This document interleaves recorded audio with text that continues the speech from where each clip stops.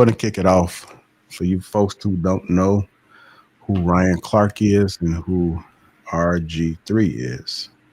So, Robert Griffin III, better known as RG3, is a former NFL quarterback and Heisman Trophy winner. He made a huge splash as the second overall pick in 2012 draft, winning NFL Offensive Rookie of the Year with the Washington Redskins. Known for his speed and playmaking, injuries eventually slowed his career.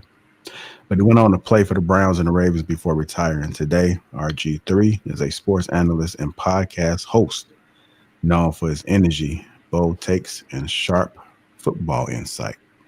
So that's who Robert Griffin III, also known as RG3, is. And for you folks who don't know who Ryan Clark is a former NFL safety turning Emmy winning sports analyst. He played 13 seasons in the league, most notably with the Pittsburgh Steelers, where he won a Super Bowl and made a Pro Bowl. After retiring, he became a popular face at ESPN and now co-hosts the Pivot podcast, which I'm sure a lot of you guys may be familiar with. And we're going to play a clip from that, a show that dives into real conversations about sports culture and life. He also hosts the Inside NFL on the CW, known for his honesty and passion. Does have some passion because he talked about RG3. The CW known for his, read that one already. Ryan used his platform to speak on everything from football to social issues while also raising awareness about sickle cell, a condition he personally lives with. So that is the bio for those two folks. If you don't know who that is or who they are. So if you guys haven't seen already, I'm not going to play the clip because it's an NBA clip. Don't want to get flagged for that one. But we had a WNBA game against Caitlin Clark and Angel Reese where there was a hard foul. A hard foul, which RG3 did talk about it and discuss it. And we're going to open it up with that. Yo, welcome to Out of Pocket with RG3, hosted by your boy and the lovely, amazing, 99-time All-American, Grete Griffin. I ain't gonna lie to y'all, I just almost passed out. After watching Caitlin Clark's flagrant foul on Angel Reese and the aftermath, there is no way Angel Reese can continue the lie that she doesn't dislike Caitlin Clark. I know what hatred looks like. Angel Reese hates Caitlin Clark. Just so you guys know, that is his wife and his children you see back there. That is his wife and children. Not some basketball rivalry hate either. Hate. The reason I said that is because when somebody that you don't like says something to you, you automatically always take it to the most extreme. You always automatically say, oh, they meant to harm me with that statement. But if your friend or somebody you're cool with made that very same statement, none of us would be so quick to run to judgment to say, oh, that was negative. We would question what it was. We would react differently. So why do I think Angel Reese hates Caitlin Clark? It could be the fact that Aaliyah Boston had to save Angel Reese from ending her career. This is a still shot. After the foul that Caitlin Clark put on Angel Reese tried to hit her. But if it wasn't for Aaliyah Boston putting her arms in the way, Angel Reese would not be playing basketball anymore because she was going to sucker punch Caitlin Clark. Now, you tell me a time when you've seen somebody get fouled on a basketball court in a professional league where they tried to almost sucker punch somebody that they were friends with. So where was this type of reaction last year when Angel Reese got chokeslammed by Alyssa Thomas of the Connecticut Sun? Y'all remember that? She got fouled so hard, they kicked Aaliyah Thomas out the game with a flagrant 2 foul. What did Angel Reese do? Nothing. She didn't get up and try to swing on her. You know why? The reaction was different because of who did it. And there is a lot of history there with Caitlin Clark and Angel Reese. You guys remember last year when Angel Reese celebrated Kennedy Carter getting that flagrant foul on the hip check against Caitlin Clark? You remember that? On the sideline, just, Yeah, baby, get her. You get her. Who celebrates like that for a flagrant foul on another player if they don't dislike that player? Okay, you want some more evidence? Here's some more evidence. Remember last year when they were talking about who gets the credit for the expansion and the eyeballs and the popularity boost of women's basketball? Not just the WNBA, but women's basketball in general, because of the spike in the women's NCAA tournament and WNBA viewership. A lot of people were attributing that to Caitlin Clark, and rightfully so. This is what Angel Reese had to say, and I quote, "People are talking about women's basketball. You never would think they'd be talking about women's basketball. People are pulling up to the games." If you guys are just tuning in, this is RG3. He is going over right now the play that happened against Angel Reese and Caitlin Clark. This is his take on how he feels about Angel Reese. We got celebrities coming to the game, sold out arenas just because of one single game. Just looking at that, I'll take that role. I'll take the bad guy role, and I'll continue to take that on to be that for my teammates. I know I'll go down in history. I'll look back in 20 years and be like, the reason we're watching women's basketball is not just because of one person. It's because of me too. I want y'all to realize that. Now, I heard a lot of people say that I or others have made Angel Reese the villain. Did you not just hear herself call herself the bad guy? She called herself the villain. I'm not making her the villain. She's making herself the villain. And guess who her eyes are on at all times? Caitlin Clark.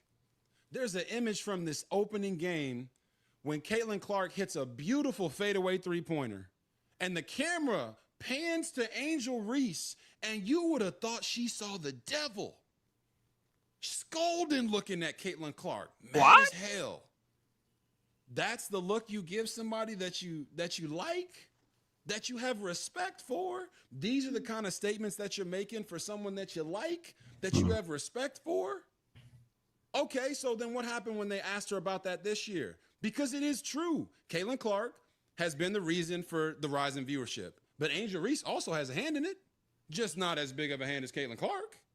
So a reporter asked her, hey, you made these comments last year. Can you comment on that now? What do you think what the outlook of women's sports and women's basketball looks like now? You know what Angel Reese did? She said, next question. She refused to answer a question about something that she said about Caitlin Clark, not something that the reporter put into her vernacular, into her mouth, and made her seem like she said it. She said it. I'm going to stop that there. So that was RG3 giving his take on how he feel about Angel Reese, saying that he thinks she has a lot of hate. She has a lot of hate for Caitlin. What do you guys thoughts about this so far, about what RG3 had to say? I think he was being hyperbolic. I don't agree with him fully. I do think that Angel Reese was a part of why we all started watching girl basketball. Her and Caitlin Clark. Like, I remember the first time I heard of either one of them, it was because some on the court beef, and then from there, like, you know, she did something like that. That was the first time I ever heard of them, and everybody was talking about it on Twitter and all of that. So in terms of her feeling a little salty about not being a part of what people attribute the reason the people watching the sport is, I understand it. And I think he was being very hyperbolic when he said that she was about to hit the other girl. I don't think it even got close to anything like that. I think she got fouled. She got up and she looked like she was going to go over there for some smoke. And her teammate got right in there. She never did this. She didn't do none of that. So for him to say she was about to sucker punch her is just like, yo, relax. Like, you just putting stuff out there that wasn't necessarily, like, I get it if she drew her hand back or something like that. So I don't necessarily agree with him, and it does seem like that he has some sort of thing with Angel Reese, and obviously I would never say it's because of her, she black, but for whatever reason, he got something with Angel Reese. Yeah, I don't know, man. Look, I wouldn't say she hates her, but Angel Reese is awfully jealous of her. That's what I would say. I don't think it's hate at all. I don't think it has nothing to do with hate. I don't think she hates her. I think she's jealous of her for a lot of reasons.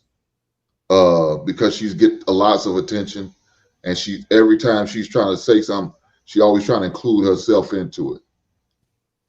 And truth be told, Angel Reese is not that good. I mean, she's a hell of a rebound. Look, you know what she is to me? She's Dennis a Rodman. female version of Draymond Green. That's what she is. She's a female version of Draymond Green. That's all she is.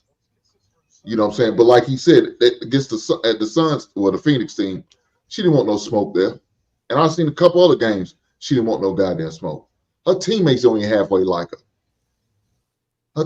Angel Reese's teammates don't even rock with her like that. You can just tell by the chemistry with her. They really don't rock with her. She's not a good shooter. She doesn't score a lot. She gets a lot of rebounds. You know, she rebounds over 30% of her own misses. 30% of her rebounds for missed shots from her. That's crazy. So again, I don't think she's that good. I just think she's jealous of Caitlin Clark. That's just my opinion. I don't think she hates her. I don't think it's nothing has nothing to do with hate, nothing like that. Now, as far as the flagrant foul and all that, I don't think it was a flagrant. I just think it was a hard foul. I mean, y'all WNBA fans, ladies, y'all want to get paid and move and operate like the NBA. That means y'all got to do the fouls and all that like the NBA. That looked like a typical foul you see in a high school basketball game. I mean, you know, stop somebody from getting a damn near easy shot, send it to the free throw line. That's the same thing. We've seen it at the NCAA tournament. Towards the end of the game, they fouling on purpose to try to stop the clock. That's the same type of foul that was. She kind of flared up a little bit and threw her hands, looking like a LeBron flopping and shit. But I don't think it was worth the flagrant. And I don't think she was going to get to the point. Angel was going to get to the point of drawing back and hitting her. I didn't see that. Maybe he was going to push her, had some shit to say to her, and it'd be done. But that's just my opinion. Drama sells. Drama sells. Drama is going to bring in the ratings. Has always been a part of entertainment. So just seeing how she did foul, I wouldn't have been surprised if one of the higher ups gave a call down and needed to amplify the situation a little bit more. It's just like human anatomy. When she had her when Reese had her first situation with the first athlete, she didn't escalate the altercation because she knew if it did escalate, she might lose. She knew she had the upper hand against Clark. So, I mean, we see that in every day, in our regular walk of life where somebody is going to bully somebody that's a little bit smaller than them, or they feel like, they just got the upper hand on them.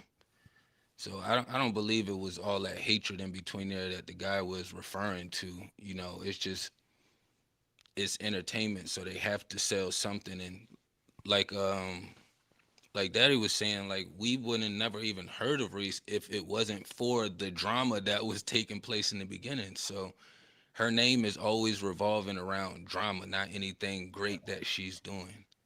Crack Quick beats. What you question call for him? you. What's that? Who you said, like, who was saying? Oh, real. I only caught that last part. Pause. Yeah, pause on Oh, that man. that. Oh, Yeah. That's pause. Yeah, I had but a quick question, yo. So he mentioned this was speaks to him being hyperbolic. He mentioned that if she retaliated, that she was on her way, she would have been out of the league. I don't watch girl basketball. yeah, Is I don't that know. true? If she hit her, they'd have got her out of the league. No, No, Bobby Portis fought somebody in the NBA, and that didn't happen. no, maybe suspended her for a couple games, but they wouldn't have put her out of the league. She bringing too much money to get them out, like to take her out the league. They getting a lot of viewership, If meaning they their would ratings have, going up, meaning they're making more money from her being there. they would have been mad that they hit their number one moneymaker though. If she would have hit Caitlin Clark, because Caitlin Clark is the face of the league. Yeah. And if anything, I feel like Angel Reese missed a huge opportunity to make the WNBA worth watching by swinging on her. Because since she didn't, I mean, that there's not going to be many other opportunities in this. What is it? 34 game season that more people would have wanted to watch, or they could have added viewers if Angel Reese would have sacrificed herself and swung on Caitlin. I don't know about that. It would have really hurt her if she had did that. Look, they don't want to see women fight. Nobody wants to see women fight. Nobody wants to see women Nobody. playing basketball. But Man, they got whole shows that's just women Well, fighting. Called that's, Daddy. Like, here we are. they yeah, love watching well, women. yeah, but unfortunately, that's how people watching that bullshit, though, Marcus. Shit me, you know. I only Yeah. seen the highlights. I don't even keep up with WNBA, so I don't either, but I do watch. I do watch college, women's college. I think WNBA is trash. I watch women's college all day, I but agree. this WNBA shit, I wouldn't watch it for the shit. All right, go ahead, Corey. She's white. Let's just be honest. She's white. That's why people have an issue with it. This moment is being used as a lightning rod to bring awareness to the privilege of white women. Apparently, and I've been reading articles about this and comments about this and posts about this, primarily from Black women who claim that Angel Reese is an example of a Black woman who isn't being protected or defended by her own people, by Black men primarily. I've seen a lot of that because you have a lot of us saying it was a basketball play. Many of us who are purists, right, who actually appreciate the sport, and we appreciate Caitlin Clark in her God-given ability. When you mention that as a Black man, there are many Black women who take offense to that because they're looking at you and thinking, I don't care if Angel Reese is the lesser player. Your allegiance should be to her because she's a Black woman. And so that play, although it was a simple basketball play, it's being used now, in my opinion, again, as a lightning rod to spark a larger conversation about white privilege and the lack, again, of respect and humanity that Black women feel they do not get from society at large, and particularly from Black men. That's what I'm seeing. And I don't agree with it. So I'm curious, how did you pull that from that clip? Because that clip has sparked a lot of debates. And I'm seeing a lot of, in these comment sections, in these threads, you have Black men defending Caitlin Clark in that play. And you have Black women, right, responding by saying, well, as a Black man, right, you should automatically look at an Angel Reese, right, and jump to her defense no matter how she reacted. I think we can all agree on this panel that she overreacted to the play. And we can also say that the play itself is being overblown, particularly by the media, right? Now, obviously, they need ratings, and this is a chance for them to get that. But I think the larger point is, right, it's being used, this example, as, again, a lightning rod to spark conversations about Black men not coming to the defense of Black women. In this particular play, you have a white woman and a Black woman who clearly don't like one another, but it seems like the majority of Black men, right, are giving Caitlin Clark the benefit of the doubt, and that is a problem for Black women. I've seen this. Benefit of the doubt. What did she didn't do nothing. Yeah. Just playing That's basketball. what we're saying. We're saying she didn't do anything. It was a basketball play. Yeah. I'm saying that when you say that as a Black man, right, you are called. I mean, I'm not going to put any names out there, but I'm saying as a Black man, if you're saying, look at LeBron James, he took a photo with Caitlin Clark, and they got on his case. RG3 highlighted some points that were valid. He's being called a traitor, an Uncle Tom, a coon, right? Ryan Clark went out, and I'm kind of jumping the gun here, but Ryan Clark literally tweeted and said, because RG3 is married to a white woman, he's not aware of the struggles of Black women. How are you associating all of this with a simple basketball play? I'm seeing plenty of examples of this popping up all over social media. Yeah, no, I agree with Corey, you. do you think that when you have allegiance to something, it transcends just that specific thing? Specifically, when you talk about race. So, like the movie Sinners come out, do you think that in uniformity, Black people want to support another like Ryan Coogler? Is that a thing? Yes. So, if Ryan Coogler released a film, and let's say Martin Scorsese released a film the same weekend, and you can only see one, would it be a fair expectation for Black people to say, "I would have thought you went and saw the Ryan Coogler film"? Yes. So is it possible that they're transitioning that across all spectrums, that this fame unity that we would like to see should apply to most scenarios? Right. The problem is the word racism is being used, and that's what I don't like. We as a Who's saying people, racism? Can you explain that to me? again, in these comment sections, once again, it's like when Caitlin Clark and they're describing her smug attitude even after the play was over.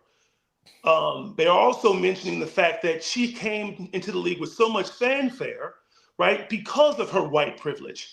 And Angel Reese is taking a back seat, not because she simply is not as good as Caitlin Clark, but it's because white women in this society, right, tend to be celebrated, and black women are simply an afterthought. This is a narrative that is constantly being pushed.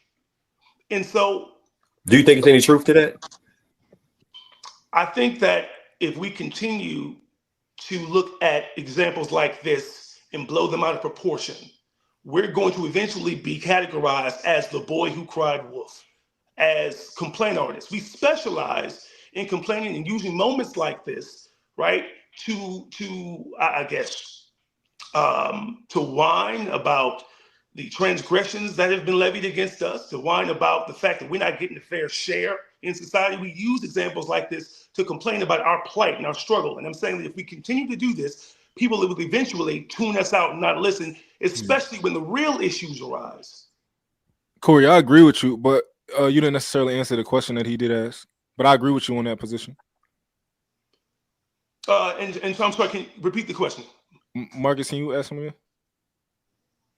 You want mute? No, he was saying, go ahead and ask him. Oh no, Marcus had a question. Marcus had asked him a question, and I thought that he kind of went in another direction. You had asked him something about is it fair to have the response or something like that? Oh, maybe he forgot it. Okay. Marcus is off, maybe. Yeah. Hold tight for a second. Coming in hot, gifted 10 Lapeef Network memberships. Thank you for that, sir. Appreciate that. We also got Big An 11, $10 says, so RG3 went from running for a touchdown to running his mouth like a female on YouTube. Life is undefeated. I want to thank you, Big Ant. What's going on, Law? I'm gonna go ahead and and be honest here. It wasn't a good look for him to scold Angel Reese while his wife, who is white, was sitting in the background. Do you think that that's common for people? Do you think that that's common for men with white wives to take that position in most things? I'm not sorry. all men, but not because I'm not saying every man with a white wife does this. But is there a large vocal swath of the black male population that when they have a white wife, juxtaposes it against black women and tends to take shots at black women whenever they get a chance? I don't think so, but I don't think so. No, I don't think so. I think what happens is when a black man is married to a non-black woman, quite often his words are no, just white. Keep it okay, just white. I think in that case, I think in RG3's case, he's fighting a losing battle. So because his wife is white, we automatically question his blackness because we're assuming that he is a victim of self-hate. That's why he's dating this white woman. It's because he doesn't have love for black women. So no matter what he says, it's going to be twisted, right, and misinterpreted, right, to reinforce that narrative. Dude. Yeah, but so I think it's one of those things is right message, wrong messenger. That's what it is. Mm-hmm. Right message, wrong messenger. So they feel some type of way because he has a white woman. But the thing about it, a man with a black wife probably wouldn't have said it, knowing he probably feels that way, but he don't want to say anything to jeopardize or ruffle the feathers of his own wife, maybe even his daughters or mothers or aunties or anything like that. But knowing in the back of his mind, he's probably agreeing with RG3. He is kind of saying what he's kind of true, but he's not going to say it because he don't want to affect and upset his black wife. Look, man, if it's the truth, it's the truth. I don't have no issue with the truth, but I just don't like when he throwing the word hate. Now that's some bullshit. I don't think it's hate. Jealousy more so than anything, but hate, no, I can't Yeah, that's too much. This is the first time I actually watched the full RG3 clip. I had initially saw Ryan Clark, and I thought Ryan Clark was soft. I never really liked his takes, but I don't think that this is really about basketball, and I don't think that Ryan Clark fully believed what he said. I think Ryan Clark is really just taking those big out of bounds shots, because he kind of was out of bounds with Angel Reese, with what he said with Angel Reese, and I think he's just like, yo, I'm taking the gloves off with him, because like you ain't had to come at for Angel Reese the way you did. So now that I watch it, I kind of think that's what Ryan Clark is doing. Go ahead, They are LSU Yo, what's up, alumni, brother? so maybe Oh, my he's bad. sticking up for them because they both went to LSU and they both are LSU alumni. I don't know. Go ahead, Law. All right. What's up, fellas, man? Apologies for my man? tardiness. You know what I'm saying? Been a little tied up lately, but yeah, man. Look. One thing I will say is we all know RG3. He brags wholeheartedly about how his love of milk, right? You know what I'm saying? He'll say it just like that. And that's the main thing that I hear out of that. Ain't no man going, you shouldn't even be getting in that. Why the hell is it this big of an uproar about two competitors not liking each other, or even if they do hate each other? So what? We enjoy it when it's men. That's not even a take that I think he should have even brought up, because it was really ridiculous. She got hard fouled. She got up, had an issue with it, and they played ball. This is what you do. You know what I'm saying? Why is it such a big deal? And why do you have to make this whole, oh, she hates her speech? Maybe she just didn't like the hard foul. You know what I'm saying? They hard foul back and forth. Why are we making this a big issue when this is the sport? It's a competitive sport, right? You know what I'm saying? You don't say that and have these whole think pieces about it when it's, you know what I'm saying, the brothers playing. You dig what I'm saying? So it's just like, come on, man, just shut up with it. And then the take that cornball RG3 had is really what got to me. You know what I'm saying? Like, dude, you making it more than about basketball, right? So I stand with Ryan Clark on that. You know what I'm saying? I feel exactly how he felt when what he said about it, because that's what I've always seen from RG3, and that's who I expect him to be. Lord, So question. I didn't know that much about the RG3. Yeah, like I'm about to play it as soon as you guys. Okay. With the love milk thing, can y'all I never seen it. Like, with this him like just being like, yo, I got a white wife. Well, Can I y'all think he validate just that? always, I think he's being facetious when he say it, because they talked about how he would always say that around the ESPN facilities, his love of milk, and you know what I'm saying, just how great he milk kinda is and owning all it. that. Yeah, He's if kinda you just can't, owning I think Ryan Clark even speaks about it. So I don't know if he was playing that there, but Look, That's I what will it's say that the men that I've heard like make the white women are great, white always are anti-black women. If you go out it's one thing when you just dating white women, that's who you date. But the people I hear the most adamant on white women are the greatest thing since sliced bread. Always, I don't what they call it, mud dog. They be coming with them fresh and fit terms, and all this other stuff. They be real like But weird. this is what I don't understand. So what? You act like these dudes who date white women are anti-black women for no reason. Most of them are anti-black women because of their experiences with black women. So they had experience with all the black women in the world. It doesn't, bro. That's super disingenuous. But if that's the point you want to make, we can go there with that logic. RG3 went to a predominantly white institution and was there, and he was the man. He won the Heisman that year. And even if anyone who's there, me being from Texas, understands that Baylor is full of snow bunnies. He went there for a reason. He picked that school because it reminded him of the high school that he went to, where he was embraced by white people. There's nothing that we should penalize him for doing that. And just because it is when you act like, no, it's not, because he's dating a white woman, he's married to a white woman. If you guys had made the argument that, okay, you know what, he's taking out what he feels about black women on Angel Reese, there's nothing I can say there. It's indefensible. I would agree with you. Because it's easier to see that Angel Reese reminds him of all the black girls that bullied him, encouraged him when he was in high school or in life, which is why he dates white women. But just because he's dating white women, that he shouldn't be able to critique or hold a black woman accountable, that's not fair to anybody. Actually, I don't feel like he should. You know what I'm saying? Especially when you got your white wife behind you cheering you on. You know what I'm saying? That's what's disingenuous. Well, I I mean, don't feel Lord like there forbid should ever a be a man's wife situation supports him. where you know what I'm I guess saying, this is his second. So you failed with your first white woman. I don't care who bullied you and all that. Like most of the Getting dudes that bullied by date white women is women are crazy. usually cornballs, just like him. Fact. for sure. Wait a minute. Were we just about to vote for a woman who's married to a white man? No, Who's we? Nah, you must not have watched my takes on that. No, I'm just Yeah. saying. you When I say you ain't maybe been not here in a you, while, but I'm huh? saying in general, there were plenty of black men Well, and black it was a women possibility. who voted It was a possibility. and let's It not was a act like the possibility. majority of black So I'm men asking, didn't I'm vote just for that asking. lady. She's married to a white man. She got the majority of the black vote. Why is it okay for her and not okay for RG3? Because he's a man, bro. They're doing the same thing that Oh, white because women. he's a man. These dudes are doing the same thing that white people do. It's the Like, same stance. That's Trust the me. devil That was not her the same biggest stance. flaw. That was her biggest flaw for me. I don't know if y'all realize it or 84% of not. black men That's voted for that's Kamala ridiculous. That Harris. was her biggest flaw. That was her What are we biggest flaw saying? to me. That's 84% of black men voted for Kamala Harris. So we're the only black men on this panel. Only one of us didn't vote for her. Yeah, well, I know I ain't go for it. technically, Right. with the way the system's set up, we don't know who voted. You know what I mean? Those the No numbers in the conspiracy theories. algorithm listen. I'm not- My they house, give us, but we don't technically know who voted since it's my always household I ain't know vote for her. plenty of us stuff voted going for on her. with them in that And system.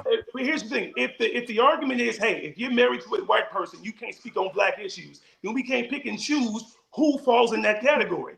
We can't do that. That's exactly what we do. Male or female. That's why those people I don't Hold on. mess with. I didn't You mess don't with like I Roland feel Martin like they either? should You get what just I'm be saying? more mindful because we all adults here, and it's not like he's a little child. He should be more mindful and aware of the structure that was before us and what the system that we living in now. So when it comes to touchy subjects like that, you got to be very articulate and mindful of the words that you're choosing to use. Not saying that he shouldn't be able to speak on it, but just be mindful because it's always that underlying what's the word I want to use? It's always this underlying stagnant vibration of, all right, we've been through slavery. For the ones who have been through slavery, we already understand like the systematic oppression and all of these things taking place. So not saying that he shouldn't be able to speak about it, just be more mindful about how you choose and use your words when doing it, and also having your wife in the background. And his video almost came out a little bit antagonizing. Not trying to say he shouldn't be able to speak about it, but you know, he like real extra animated, and like, you know, these are touchy subjects for most cultures, especially for us in general. So Track beats. If he was, Do you think he did that intentionally because he knows that with his yes, wife in the background, yes. so he's playing I off of it. disagree. That's that cringe What? interracial dating. if whatchamacallit. he wasn't animated in every one of his other videos he did, if that was a one-off, then that would be an argument that would be defensible. But he's like that on every panel. And do you know how sensitive it makes black people seem to think that, man, that man having his wife in the background who is supporting him and is apparently his biggest cheerleader is antagonizing because of how some people may feel about it? RG3 don't owe none of us nothing. Like, what do we? No, I absolutely am sensitive about black men and white wives critiquing black women. Not only Absolutely. that, but he was just Do y'all Not do only y'all that, know bro, why you he don't even have a dog in the y'all fight. know why Here's he the keeps thing: fucking if up his he wife, actually right? had, Y'all know that, right? Y'all know why he started doing that? Because he didn't originally started doing that. He I'm sorry, started say doing again? it. His sisters was getting on him about having his white wife. So that's when he started pushing up like, I love my beautiful snow bunny, a milky color woman. That's why he started doing it. It wasn't like he was initially doing that shit and putting it out there. They started giving him hell about dating a white guys, woman. he and was marrying a white just as woman. animated when Shador Sanders fell in the draft. He was just as animated in defending him. So in Shador's a black young man. He got on the camera and went off about him slipping in the draft and stood on 10 toes No, down and said, hey, that man should be drafted earlier. and nobody had an issue with but that. that's a Corey, different conversation though. No, it's not a different give him It's that. conversation. very, it's, What we're hey, claiming hold is on, he got Corey, listen, animated look, about this black woman because he's married to a white that woman. wasn't my stance on it. I don't care about how corny he comes off when he speaks. That's his problem. What I'm saying is, if you are sitting there antagonizing a black woman and you have a white wife behind you cheering you on, you have really no place to speak on black issues. Only Because if you sensitive had a people. black, hold on, I ain't done. Listen, white if you owned. hold on, I'm not done. Listen, if you had the wherewithal, you know better. Because if you had a black woman in your life that you actually respected, you'd already know how that's gonna come off. He Right? got a black You mother. understand? What He are we apparently talking don't give a about? fuck. I'm saying, yo, when he got on the NFL is white owned. It's Bro, you governed know and how owned by crazy white men. how crazy What it does is that to He was have to be do equally with your critical of a them. spouse? black wife. Hold on, y'all. What does One your mic, job one have mic. to do They with can your hear us, y'all. spouse? One mic. What I'm saying to you is he's been equally critical. It seems to You me going like out, there's Corey? Your balance. He speaker was is out. equally Corey, your critical speaker. of I all can, of the I white can. men who passed on Shador Sanders. He was no less critical of them. It's not a So black thing or a That's white a thing. It's man. We're about not talking about the way he talks about black men. It's Right. triggering what for does that have to do for some with what's black the men difference? to hear a black A lot man of with the, a I white tell wife you, talk about a black Real, woman. a lot of the men who are extremely critical of black women are extremely cheerful and boastful for black men. They've drawn that line in the sand and even started to say things like "we are a separate community." That's a real thing. I don't know if you've seen it on the internet, but it's a real thing. I just want to Hold say, on, y'all. Hold on, Nobody y'all. Hold on, y'all. Hold on, do y'all. that go wrong, Hold on. dog. Hold on, so I can play Ryan Clark's part of it. Here we go. I hate the fact that they're always pinned against one another. RG3 called what Angel Reese did hate. He said you could see the hate on her face for Caitlin Clark. I'm not really sure when we moved in to being able to read the expressions of a person and know their intent, know their character, know their perspective. But he does understand hate because I think he also understands the hate of self. When you look at the play, which is all we can speak to as professionals, all we can speak to as analysts, Angel Reese pushed one of her teammates. Caitlin Clark had a hard foul, which is part of basketball. I feel like it was assessed correctly. And Angel Reese's reaction is the sort of reaction you get in a situation when you feel like you took an intentionally hard foul. That's competitiveness. That's rivalry. That's not hate. And so now, though, when RG3 jumps on to the hate train or to the angry train, and now follows along with what we saw from Keith Olbermann, what we saw from Dave Portnoy, as they poured on to Angel Reese to make her the villain in Caitlin Clark's heroic or hero story. Right. The one thing we know about RG3 is he's not having conversations at his home about what black women have to endure in this country, about what young black women and athletes like Angel Reese have had to deal with being on the opposite side of Caitlin Clark's rise and ascension into stardom. Now, when you look at it, I think A'ja Wilson is the face of the league. A'ja Wilson is the best player in the league.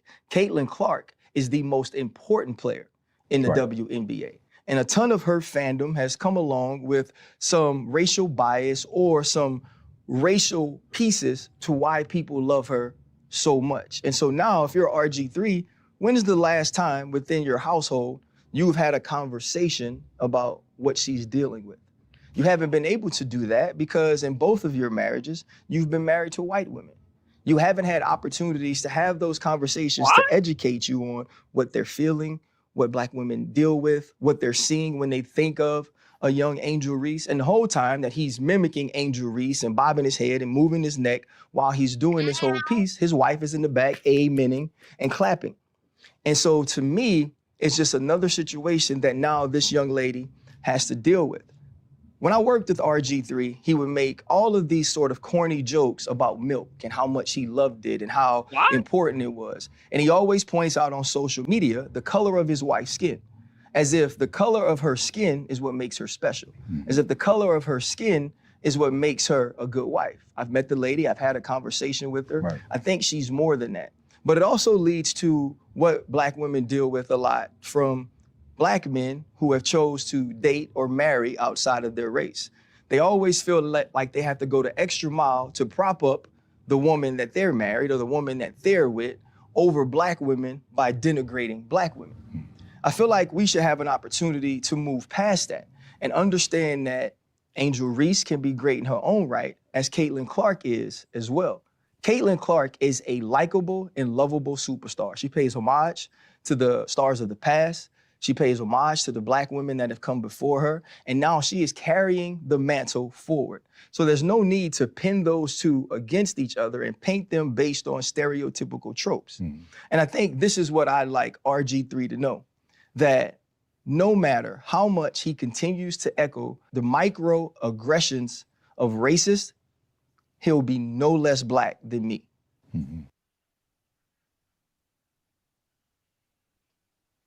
Y'all heard him, right?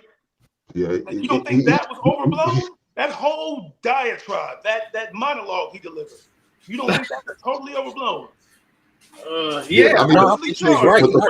but So, he was being petty in that. He Overblown. was being petty because the fact that he Absolutely brought up overblown. the man on his second marriage, what the fuck has that got to do with this whole situation? He all just you being It, petty, it, man. it, all it's, you It's it's have the to fact do that relevant. his is first all wife you was have white to and do so when was you're his trying second. to is Okay, you're trying to that's fine. We established he likes the beautiful white snow bunny, the titty pinks. Who gives a fuck? But why he got to bring it up and talk about his second Hey, wife? well, if everybody gonna be quiet, can I chime in real quick? He Hold was he was acting Hey, he was acting like a little bitch boy, and he was being petty, man. And like again, I think Can y'all once hear me? again, yeah, we hear you. yeah, hold tight, Right, Will. I got it. I Hank got you right talking. I now. think I couldn't hear Corey, Oh, and yeah, go ahead, Hank. Hank, I want to know. I want to know from the guys who think that was acceptable. Like, why do they think that it was okay to bring up both of his marriages? I don't think he was. No, from the guys who I think thought it it's was fine acceptable. because he's just showing his affinity for white women. He don't date black women. You know what I'm what's that saying? got to do That's with why I Angel thought it Reese was and fine. I Caitlin thought he Clark? was dead set on. Nothing. And the other, so I also think it was important and relevant because a lot of times when we have these conversations, we act as if they're happening in the vacuum, like there isn't a Carmelo and Buddy They Got Killed situation going on, and there isn't all of these other racially split topics across America. Like we outside of this incident, we all get along and work together. Like it's just not a whole history leading up to this. And pretending like we don't have this going on. So this conversation ain't happening in the vacuum. So everything he said was relevant. And if somebody like RG3 who make those milk comments, I didn't even hear Buddy commentary because I wasn't really aware of either part of this scenario.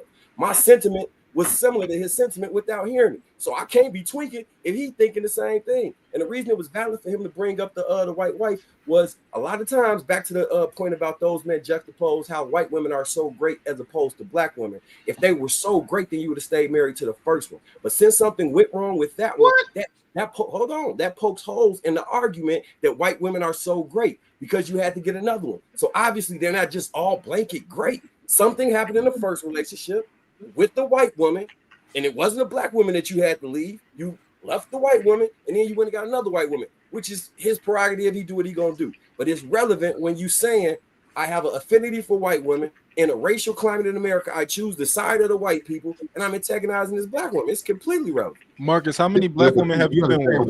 White women, black women's mindset is not that much difference. But There's not that much difference between white women's mindset and black women's mindset. Not in today's society. I agree with you on I've that. been with different black women, right? I'm not with the first black woman that I've stuck my thing inside of, right?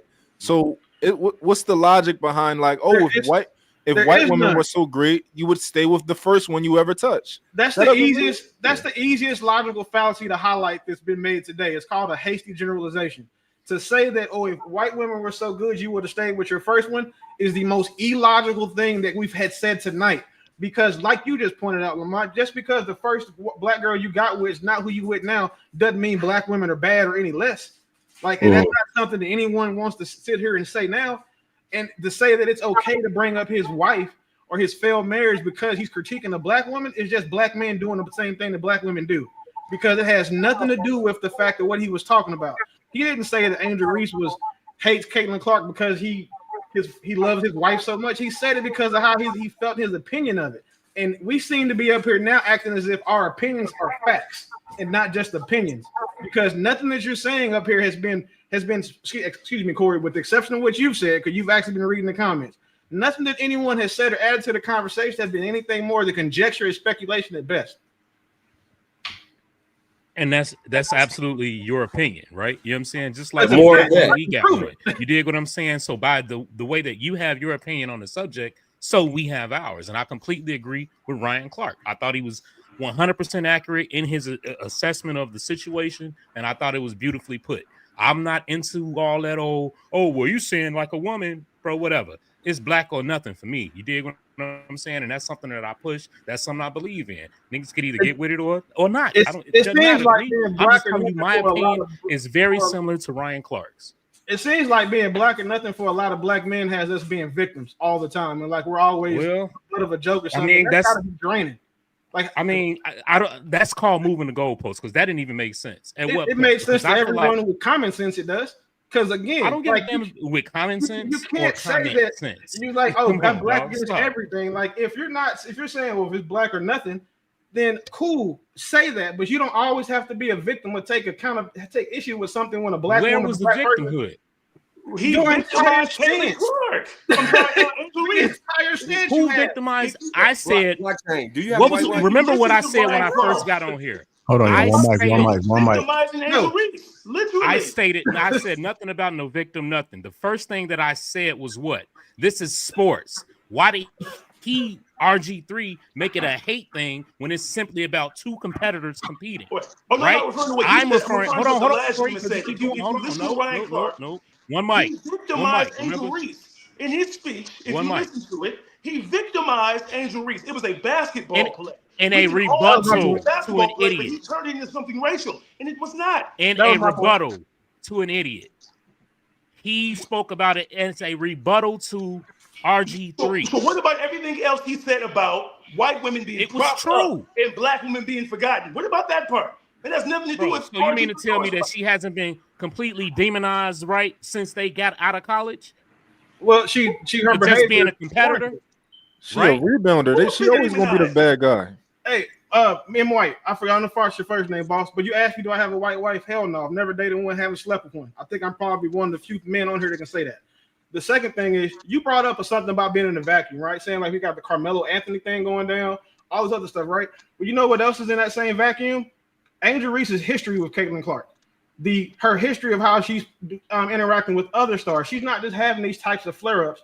When bro said that Angel Reese is a female Draymond Green, that was probably the most accurate characterization of that girl that I've heard outside of ESPN commentary. So I agree with you 100% that you say we've got all these other things going on, but the more relevant things that have happened are the things that have happened that transpired between these two people. If me and you were both playing basketball, right? We meet at the same rec every weekend. We play games, and we get into it 4 or 5 games in a row.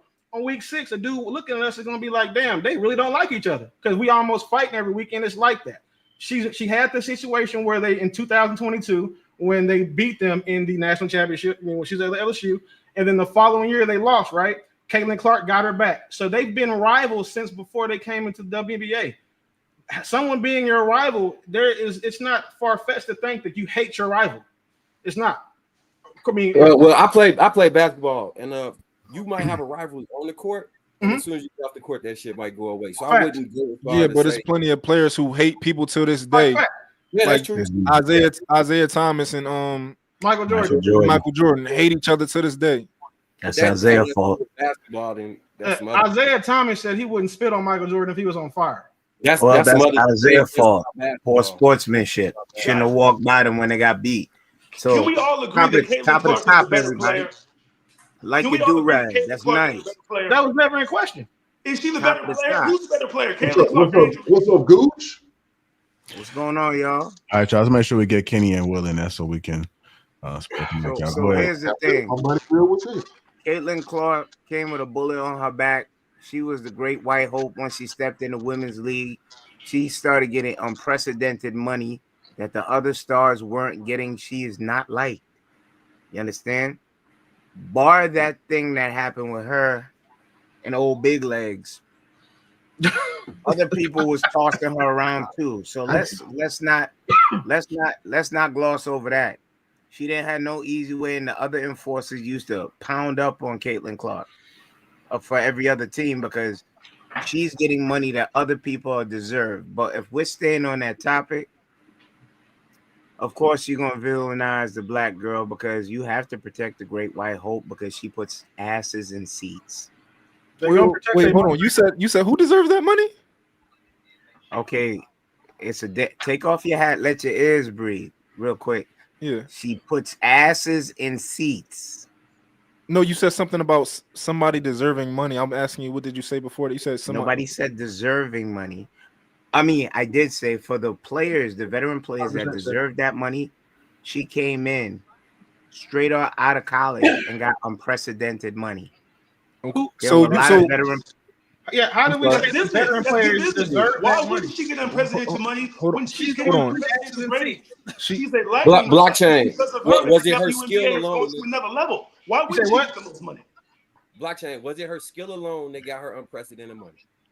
Hell Even if no. it was, it's her money. No. Absolutely, yes. What was it? Hell no, it was. It was her marketability. It was her likability.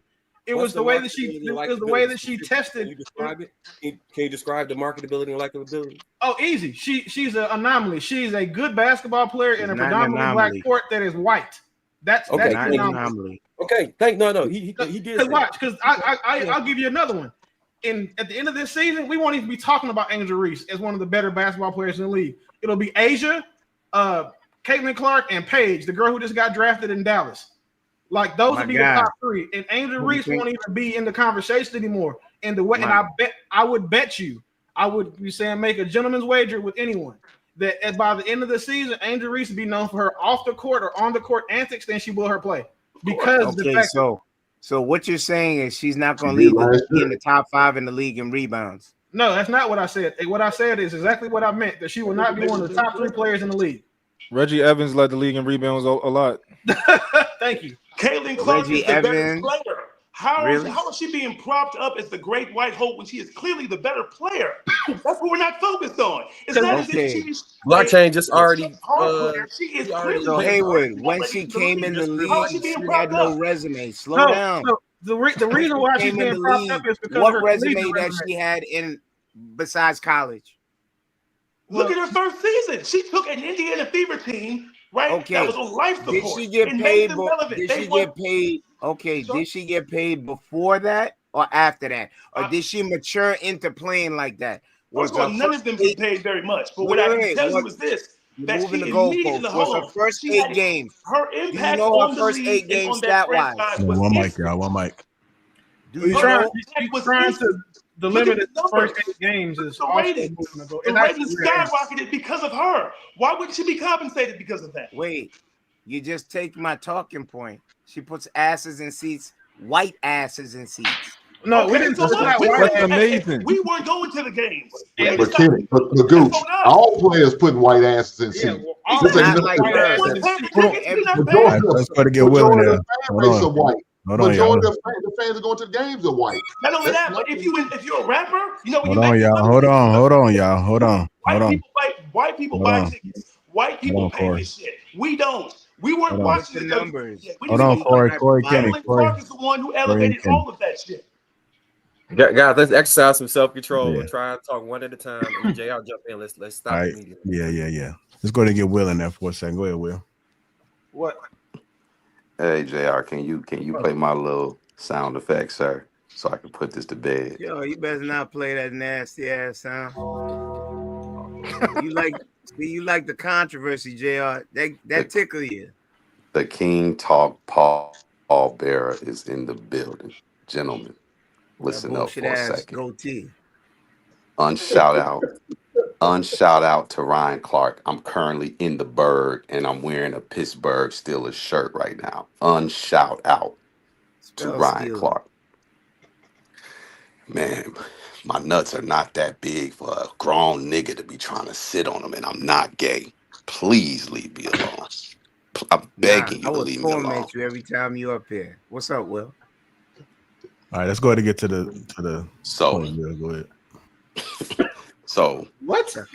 I don't understand how people are looking at Angel Reese. First of all, it's a wrong comparison. She's nothing like Draymond Green. She's more like Ben Wallace. She is one of the most trash players to ever play basketball. So I did not think you were gonna go there with it. if you guys pay attention to Angel Reese, none of you will pay money to go see Angel Reese play basketball. You may go for the excitement and the flair about the energy and the building because Angel Reese is playing, but none of you will pay money to watch her play basketball. None of you will watch her play basketball for free. None of you like what she does on the basketball court. Her team doesn't like what she does on the basketball court. The league doesn't like what she does on the basketball court. She is a vocal person and she riles up a base, black people get behind her for race baiting. Caitlin Clark on a skill level is a 10, and Angel Reese on a skill level is a 1. We've never in the history of the WNBA seen a player like Caitlin Clark. She just happens to be white. Is it her fault that she's the Pistol Pete Maravich of the NBA, the WNBA, the Larry Bird of the WNBA, the Jason Williams of the WNBA? Her race has nothing to do with her talent, but it has everything to do with our emotional takes. Now, RG3, I didn't know RG3 like white women, but it doesn't surprise me. I don't care that RG3 is married to a white woman. It doesn't mean his eyes and ears no longer work.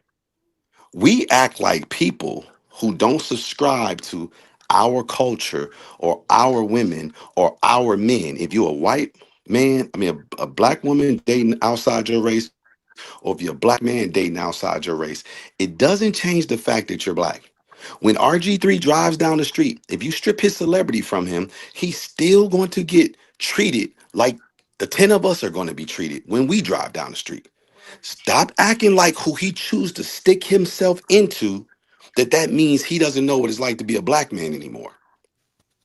Maybe he doesn't subscribe to a lot of things we do. Maybe he doesn't listen to some of the things we listen to, but he still got ears. He still got eyes. He can critique just like we can critique. So you guys should be stand up black men on this panel and not try to act like his whatever he's saying is invalid just because of who he chose to wed. I'm not a fan of white women. I would never get with a white woman. Now, I'm not saying there ain't no fine ones. There's some fine white women out here. And if y'all act like y'all don't see no fine women, if y'all act like y'all ain't never been with a white woman, most of y'all's lying. So just keep it real. Keep it real. You may not agree with their takes, and you can be in disagreement. Law mentioned he didn't like what RG3 said. He liked what Ryan Clark said. That's fair. I can't tell somebody that they can't like a person's take, but let's just stop discrediting him because he's with a white woman. That's all I gotta say. And if I can piggyback on what he said, if Caitlin Clark, if she is at a 10, then why are we making this about race and not focusing on basketball? Because clearly she is the best, the superior basketball player. You see, this is what happens. Even when we put out a mediocre product as black people, it's still supposed to be celebrated because it's black. I don't do that. Angel Reese is a mediocre basketball player. And because What she's does that black, have to do with the conversation? but hold on. Let him finish. Let him finish. Let him finish. She's a mediocre basketball player at best. And yet she is being spoken in the same breath with Caitlin Clark because she's black. That's what I'm saying to you. When we claim that Caitlin Clark is being propped up as a great white hope and Angel Reese is being condemned or forced to the background as if it's racial, no, it's because she's the inferior player. But as black people, somehow we still have to create a narrative that racism has something to do with it. It's a clear gap between Caitlin Clark and Angel Reese. And if we would focus on that, we wouldn't be having these conversations. But it's because black people, we specialize in victimhood. All of us. And this is just another example. So, again, my question is, what does that have to do with the conversation? The whole issue was the. Hold on, I'll let you run off and blah blah blah. What I'm saying is, how does that have anything to do with the fact of RG3 throwing the fact saying that she hates her and it's not about this and that and the other? That's what the conversation is about. It's about all I said was, hold on. All I said was, why is this not about the basketball play? They don't like each other on the court. That's where it should stop. It doesn't have to go into all this extra think pieces like the bullshit RG3 was saying. And that's why Ryan Clark came and spoke about it. Because, yes, it does end up going deeper than that by the way that RG3 was speaking on it. When I originally said, all I see is two girls that play basketball against each other. You dig what I'm saying? I saw a hard foul. Somebody reacted to it. It should have been talked about in a sporting way, not all that rigmarole this dude was talking about. I'll tell That's you what why I he see. said that. He gave But examples of even Angel in the Reese. same breath, you can't. Well, then you gotta critique Ryan Clark for bringing up that man's wife. Then, if it has nothing, that has nothing to do with basketball either. But he found a way to. If petty ass found a way to bring that bullshit in, then Yeah, keep it because on. she was. All right, Yeah, hold but she on. was sitting in the Hold on, video y'all. Hold cheering on. him on. Sit on his Hold, goddamn hold lap, tight, Paul. y'all. Hold tight. Hold tight. About Hold the tight. game. If that's what it's about, keep it about the game, then. All right, hold tight. Will, member for 39 months, the NBA. WNBA has never turned a profit. They need their asses in the seat, period, regardless of the color of the asses and the color of the player that got them. Venus, with the 999 says, can we ask the men defending this if they understand what microaggressions are? You guys understand what it is? Yeah, we know what microaggressions Yeah, are, and I understand we completely. know who coined that term, and the people who use that tend to be the same people that enjoy being victims. Okay. I'm about to ready to play his response to Ryan Clark's. Yo, what's up, everybody? It's your boy RG3, and I just wanted to get on here and talk to you guys because there's been a lot of buzz, a lot of conversations about my sports take that Angel Reese hates Caitlin Clark, which was purely based in basketball. But I think all of you know there's a line in life that you just simply don't cross. Wives and children are always off limits, and Ryan Clark has sprinted past that line. Ryan Clark didn't like my sports take that Angel Reese hates Caitlin Clark. And that's fine. It's okay. It's part of the game. Sports media, I'm going to have an opinion. This person might not agree with it. That person might not agree with it. But what you don't do is turn around and personally attack me and my family just because you don't agree with a sports opinion that is purely based off the sport. I didn't make it personal. But what that really shows is just how low of a person Ryan Clark is. So if you don't know, I gave a sports opinion stating that Angel Reese hates Caitlin Clark. And I based it purely off of her actions on the court and in press conferences. It wasn't just because of the hard, flagrant foul in their opening game. I gave 5 examples that showcased Angel Reese's dislike for Caitlin Clark. Because that's what I do. My job is to analyze sports. But I always make sure that I stay inside of the arena. I think this has to be said because a lot of what Ryan Clark said was so racially based, it was uncomfortable. Just because Angel Reese is a black woman doesn't mean that a black man or a black woman who happens to be an analyst can't give their opinion on her game. Just because Angel Reese is a black woman doesn't mean that a black man or a black woman cannot critique her game. To be quite frank, a black man or a black woman can critique anybody's game just the same as a white man or a white woman can critique anybody's game. Everyone is entitled to their own opinion, regardless of the color of skin that somebody is. And if you don't like that opinion, that's fine. But it shouldn't resort to personal attacks. I just believe we got to be better in this space, man. Debate the game. That's fine. Debate the game. But don't play with people's families. Don't bring my wife and my kids and my family and my home into something because you're trying to prove a point.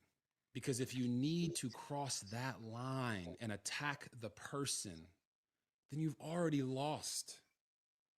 You've already lost whatever it is that you think that you're trying to win. All right, stop it there. So I think he gave an opinion on her hating her. That's outside of the game. And then the So, other but thing Law, just is, like what I was saying. can you hear me? Can Can you hear me? Go ahead, Mark. I can hear you, bro. I know the speakers be kind of tweaking, but the other thing is, I think the context matters. His reason for including that was to highlight that there is a racial animus that occurs, and that man has incentive to operate in a certain way. So I think it's very relevant. I really do. My mic mute. So, but you said the context matters, but at the same time, when he's talking about her in one face, to the situation because of that, and I understand what Marcus is saying, but regardless, if that's the case, then we can't comment on white issues. We can't comment on these white people and what they do. We ain't white. We ain't got no say so in this motherfucker. But guess what we gonna do? We're gonna have something to say about whatever. It doesn't matter, white, black, red, yellow. It doesn't matter. We're gonna put our opinion out there. Man, that man has a right to say whatever he wants. Now, again, I'm gonna say it again. The hate shit, I don't agree with him saying the word hate. I noticed in this new clip, he didn't say hate at all. Now he said doesn't like. Okay, I can agree with that. I think she's jealous of her. But saying that they don't like, I can agree with that. But leave the wife and the kids and all that. That shit's irrelevant, man. I think what he brought up is the fact that Angel Reese was fouled even harder by other black players in the prior season, and she didn't react that way. She got up and kept playing. The only person she reacted to like that was Caitlin Clark. That's the argument that he was making in his previous video. And so we have to give credit to that because it's true. She was clotheslined in midair and brought to the floor, and there was no reaction. She kept playing. Caitlin Clark, she immediately swiped at the ball, right? And that, for whatever reason, enraged Angel Reese, and she overreacted to what was a simple basketball play. That is simply what RG3 was saying, which does reinforce the idea, the very notion at least, that there is a strong dislike between both players. That's what he was explaining. Marcus, it was a flagrant. So Marcus, so you said you play ball, right? That wasn't flagrant for real. Now, okay, so say me and you boys, but we on different teams, and I fouled the shit out of you, right? But then someone else does the exact same thing to you. Are you gonna give us the same amount of grace when, mind you, we both have the same record of being aggressive players? But I'm your dog, so you know I didn't mean anything by it. But the other dude who did it to you, what Corey just said is exactly a point. And I can't remember the content creator, but he showed Angel Reese's hard fouls and how she reacts. She's only ever done that to Caitlin Clark. And she's been fouled 3, 4, 5 times as hard by other players. And for me on the outside looking in, right? I'm not a basketball player. I'm a football guy. I just watch it because I like the sport. It seems as if Angel Reese does that to who she thinks she can do it to. And no. Stop. They have a history. They have a history. No, I've already acknowledged that. But so what she's also done is she's done stuff like that to other players, but she hasn't done that to the bigger girls. So that's where I was coming from when I looked. When I listen to both of these arguments now, I hear what Ryan Clark said. I agree with him. Bringing up his wife, I didn't feel that it was relevant, but I do get where you're saying where there is a racial part or animus that comes from black guys who deal with white women. But to Hink's point, so because we only deal with black women, or I don't know, some of y'all are maybe black adjacent, since we only deal with those women, we can't talk about white women issues or white issues at all, according to the logic that other people have demonstrated tonight. I think that there's a double standard that exists, and double standards do exist. I think no. But this isn't a plausible double standard. It's a different standard. Yeah, well, it is a different standard. Right? I agree with that. Here's what I wish we could do. I wish we can get Dr. Strange and let him rewind time and allow Angel Reese to do whatever she was gonna do to Caitlin. I keep saying Clayton. She played like a man, so she got so much game. I keep she calling grew her up playing against men. That's why. Well, yeah. No, I'm just saying she's just that good. Caitlin is just that good. So I wish she would have did whatever she was going to do, so the Angel Reese story can end. Because I think Angel Reese, as much attention she's bringing to the WNBA, I think she's going to be the ultimate demise of the WNBA if they keep her in the league. She's bad for the league. She's bad for the sport. But if people act like they don't want to see that, if people act like they don't want to acknowledge that, can y'all imagine Ben Wallace being the face of the NBA? Hell no. Would any of us watch it? Yes. I'd rather James Johnson be the face of the NBA than that's the case. They could have made Robin the face of the league, and it would have been more. Yeah, see, Ben Wallace would. The thing about she's Draymond Green. Ben Wallace will fight everybody. He doesn't give a shit. No, Draymond Meta World Peace. When Draymond up with his ass, he knew not to do anything to that motherfucker. Just like Draymond. Reese. She didn't fight that girl. But Draymond is bro. Draymond can dribble. Draymond can pass. Draymond can shoot. He ain't the best dribbler, passer, or shooter, but his skill level is that of a successful pro athlete. Ben Wallace is just a rebounding machine. Can't shoot, can't dribble, can't pass. That's what Angel Reese is. And most people, somebody said it earlier today on here, Angel Reese is responsible for getting the rebounds for her missed shots. I do. 30 or more percent of her rebounds 30% of come from her own missed shots. yeah, I said that. I That's feel like Angel Reese is hot garbage, Angel Reese trash. plays her position. She's a center. She's averaged Stop double it. double. oh shit. That's what she's supposed to You do. about to You say she gonna want What, average not supposed to you have gonna skill average a hey, double position? hey, double when you shooting 15 shots and missing 12 and getting 8 rebounds off She of ain't it. missing no 12. Her shooting stats is not that low. So All right, what stop. are her shooting You stats? said Since you want to you refute said me, you what are her said shooting stats? Like, you cause the one that said it. So I'm a, I'm I'm a hoping you got stats the guy. stats to show me. so, Okay, cool. I'll pull it up, but just when you know, I'm telling you now, you're wrong. And before you correct somebody about stats, make sure you know what you're talking about. But give me All 1 this second. is Okay. doing, Okay. all You we're said doing is she proving. wait. Hold on, Mr. Haywood. You said she shoots 15, hits about 3. So I know the math on that, so I'm waiting to see it. All right, hold on. All we're doing is proving that black people are beyond criticism. That's all we're proving. I think and don't What do you I don't mean? want to be That's I what don't we're mean proving, no that black disrespect. people are beyond criticism. No matter how bad we I are, know. whatever we do, unless their we're name is No, beyond Will. criticism. Unless their name So is Will, I don't aka picking and choosing. hey, I bro Then don't said then we he can knows the criticize stats, them. right? Angel Reese is a 34.5% shooter. So if I say she shoots 15 and she misses 12, that's about 30%, right? So I'm sorry. She shoots 15, she misses 11. My bad, bro. bro pulled the fingers out. Yeah, it's easy, bro. It's simple math. Hey, no, listen. Hey, what's his name? I'm looking on my phone. Blockchain. Hey, brother, pleasure to meet you. Listen, one thing you're gonna notice about King Talk is some brothers that get up here and they don't like people to have a logical brain inside their head. They like to deal with feelings and they like to just run on tangents. So you're gonna find yourself arguing with some mindless drones, some ghouls at times. Well, I don't argue with women, bro, so I'm not doing that. My man, Like my I'm man, not doing that at all. But I'm not trying to my be man. funny. But one thing I'm never gonna do on a public forum is be loud and wrong. So if you told me for something, as a matter of fact, great Actually, example. you Say were you told me wrong. If you did the math, I'm looking at the you stats, said bro. she takes 15 shots. She only hits 3. That's Okay. lower than 34%. Oh, and It's then I probably awfully immediately close though, came up bro. with and said, "My bad, No, bro. no, She no, gets no, no. 11."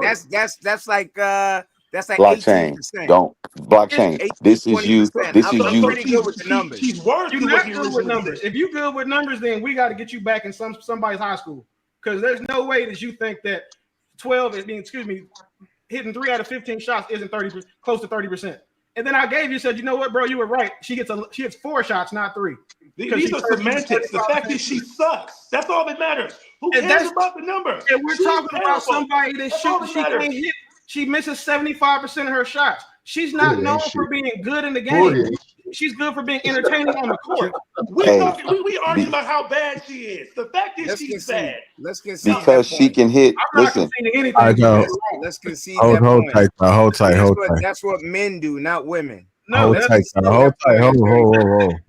Hold. I'm not conceding anything because I'm not wrong. All right, I do want to switch it over a little bit because I know that was the Do your math, man. beginning of the conversation. So black women often talk about feeling unprotected by black men. Do you think black men actually hate black women, or is there something deeper going on here? I don't think that all wait, black women deserve protection from wait, all. wait, wait, wait, wait, wait. Hold on. I'm sorry. So, Jared, are you saying black women are often not protected by black men? I'm just asking the question. I ain't said Right, right, anything. right. I'm trying to make sure I heard it right. Okay, black women often talk about feeling unprotected by black men. Okay, feeling cool, feeling Yeah. unprotected. Do So, you so think black first, men actually hate black women, or is there something deeper going on here? Before you start talking, no, blockchain was going first. Will. yeah, go ahead. If I would just say this, I think the women who feel that way are the women who black men can't protect because they don't listen to us, they don't respect us, and they don't value us. Because the other women who do those things are protected by black men, so they don't have that same life experience. I think first to want to be protected by a black man, you have to first get you a black man. See, if you don't have a man, no one is supposed to be protecting you but your father. There's nobody's responsibility. My mom did not birth me, raise me, and send me out into the world to go out here protecting random black women. That is not my calling. Now, for the crash test dummies who think that's their calling, I hope they run into situations, and I hope the situation don't end favorable for them, because they're running into a crash test dummy is supposed to get decimated. Crash test dummies are not supposed to walk away unscathed. They're Those are words of supposed to take the blunt of the blow. those are So words of if power. you want to go out there and be a crash test dummy, go do it. Those are words But of tell power. the women to get themselves a man, and then they'll have someone protecting them. Until then, this is a moot point. Yep. All right, Also, let me get track beats in there because I know you haven't spoken in a while. What's your thoughts, I track? was I was just like, this subject always gets me because it's always like, why would we protect a stranger? I always get baffled by that. Like, the brown women that's in my family, they already know I'm I'm going all out for them. They could call me. It could be 1, 2, 3, 4 o'clock in the morning. It could be midday. I'm at work. If they got a situation involving another man and I have to be present, I'm pulling up and I'm going to show out. But as far as like me meeting somebody out in the dating realm and not knowing them that well, and it's a whole lot of bumping heads and combativeness, or say we haven't even made it to that spot, they still aren't under my wing, so I don't feel the need for me to risk my life for them. Like, I know for the most men that I've been around, when we think of protection, it's like all or nothing. It's always life or death that's knocking at that door when it comes to protection. So it's like, why would I just risk my life for somebody that I don't know?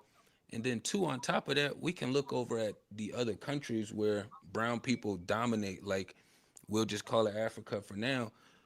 All brown folks ain't kinfolk. So you don't see this tribe over here protecting this other tribe, or this community over here protecting this. We're mixed in the states. So I don't know who's in what community. You know what I mean? You could be my neighbor, but I don't know you from Adam and Eve. So if you have a situation, look, I got things to do. Uh, good luck to y'all. I hope you get it figured out and you safe. But I'm not gonna put myself in a position to kind of just be crashing out for no stranger. But if it's something that's similar, like that's, every situation has to be evaluated. So if I'm out with like friends of a friend and I could see that something has escalated a little too far and it was out of her control, I'll probably step in, and say a couple things. But as far as like crashing out and going on a limb, or just seeing a random situation taking place and me jumping in there, I'm not doing that. I have the other women in my life that I need to be protecting and making sure I'm available to jump out the window for them. For if I'm going to waste a strike, it's going to be for the ones that's, my loved ones that's around me, but not for a stranger or somebody I just met on a dating app or in the mall or on the street or somewhere like that. Like, that's crazy to me. So track beats. I appreciate your sentiment, because our number one priority should be to protect the women in our families, right? However, from a logical stance, I can even almost agree with you. From a in reality stance, when I've been in them situations, I always within reason, right? Now, if it's a girl and her guys in the middle of the street fighting and going back and forth, I'm staying my ass up out of that. But if I see a woman getting her ass, like I told the situation when me and my homie was outside and a girl come running down the street and he ripped her dress off and we up the pole and buddy made him stay there while we got her some clothes. I'm not gonna pretend like I haven't jumped in and helped in situations where I'm like, man, bro, you're not about to just go in on this girl. If I see a dude just beating shorty half to death in front, I'm jumping in. And it could be emotional, it could be whatever.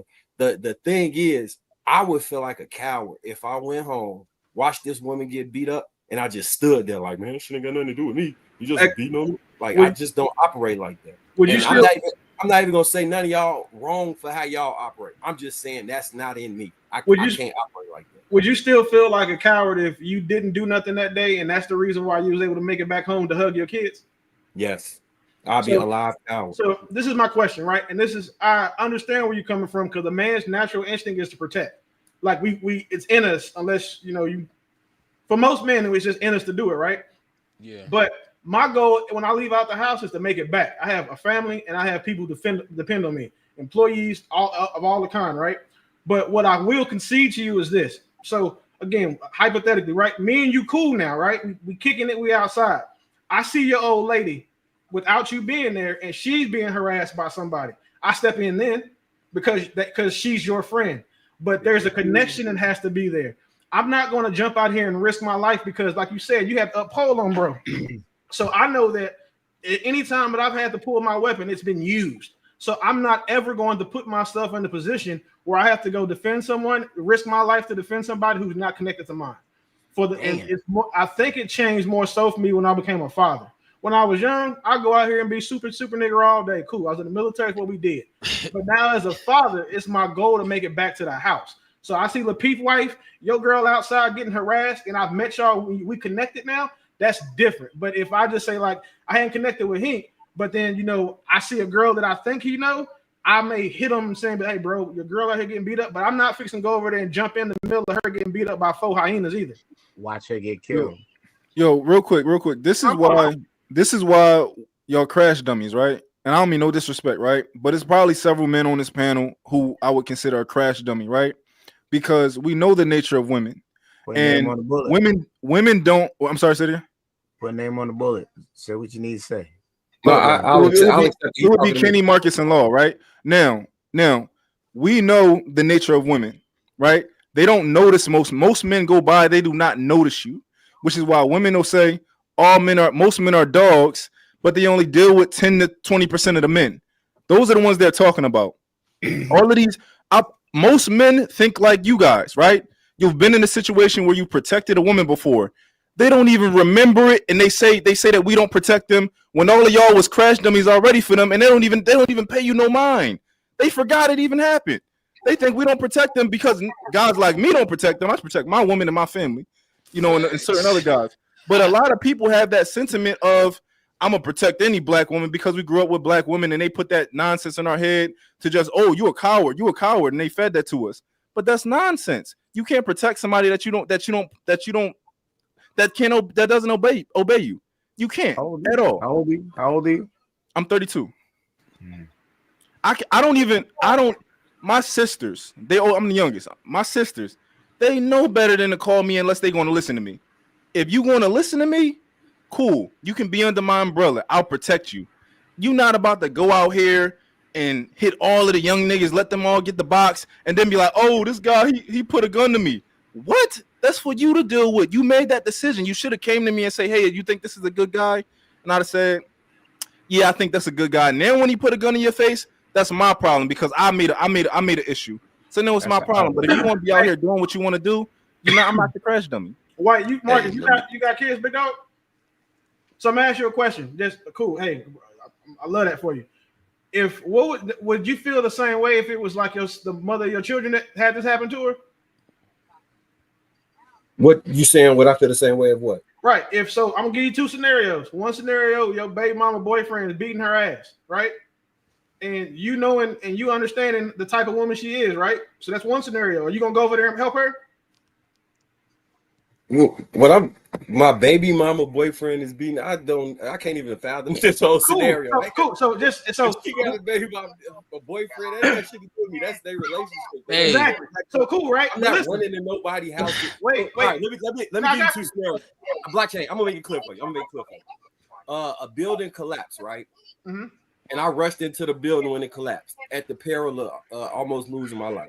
Right. Because it was still in danger. It wasn't a woman though. It was a man. He was trapped up under like a huge cement block. Okay. 3 other brothers jumped out the street and rushed in too. My natural urge is to operate like that. And while I was there, I felt cowardly for doing it because I was thinking, damn, I got to make sure I make it home to my kids still. And I felt I could have done more. And I felt like a coward for a couple weeks, even though I did rush in and try and help. Okay. It's not in me to operate a certain way. And with the baby mama thing, you listen to the nuance I gave earlier. I said, if I see what looked like 2 people engaging back and forth in the fight, that ain't my business. I'm gonna leave that alone. But I'm not about to sit there and watch somebody pummel a woman and just the second scenario will make sense though. That's why I didn't give it to you yet. So now, First scenario, he beating your baby mama ass. The second scenario, he's doing it in front of your son.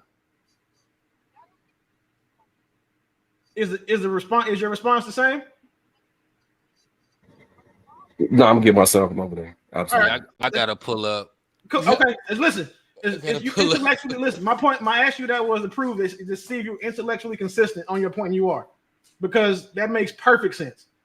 Now, like you said, you don't go to nobody's house. That's a relationship thing. That shit, cool. But as long as you're going to get your kids, the same way you're going to protect these strangers, have no problem with it. No, that's inconsistent, gentlemen. That's inconsistent because to be consistent means whenever you see a woman being assaulted by a man, you jump in no matter what. You don't ask questions. Consistency is I'm not going to watch a man pummel a woman. That's what consistency is. Not trying to assess the situation and figuring out what who did what to who and what kids are present or what dangers are lurking around the corner. No, if you're the type of person that you will not allow or watch a woman get assaulted by a man, then you need to be consistent and jump in all the time. Here's the question I want to ask y'all. The question I want to ask y'all, which is so crazy. I think I don't know if it was Track Beat said Well, it let's or make sure that Real we Dope answer the that question at the bottom too, y'all. what's that? Let's make sure we answer the question at the bottom. The question at the bottom. Hold on. Do Oh, you somebody playing think something. black men Somebody got something actually playing in the hate? background. No, I don't think black men hate black women. I think black women are impossible to please.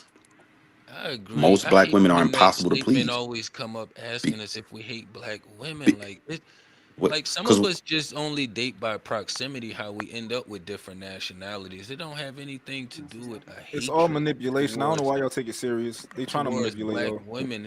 I but let me always make get this so point, gentlemen, or let me kind of ask this question point.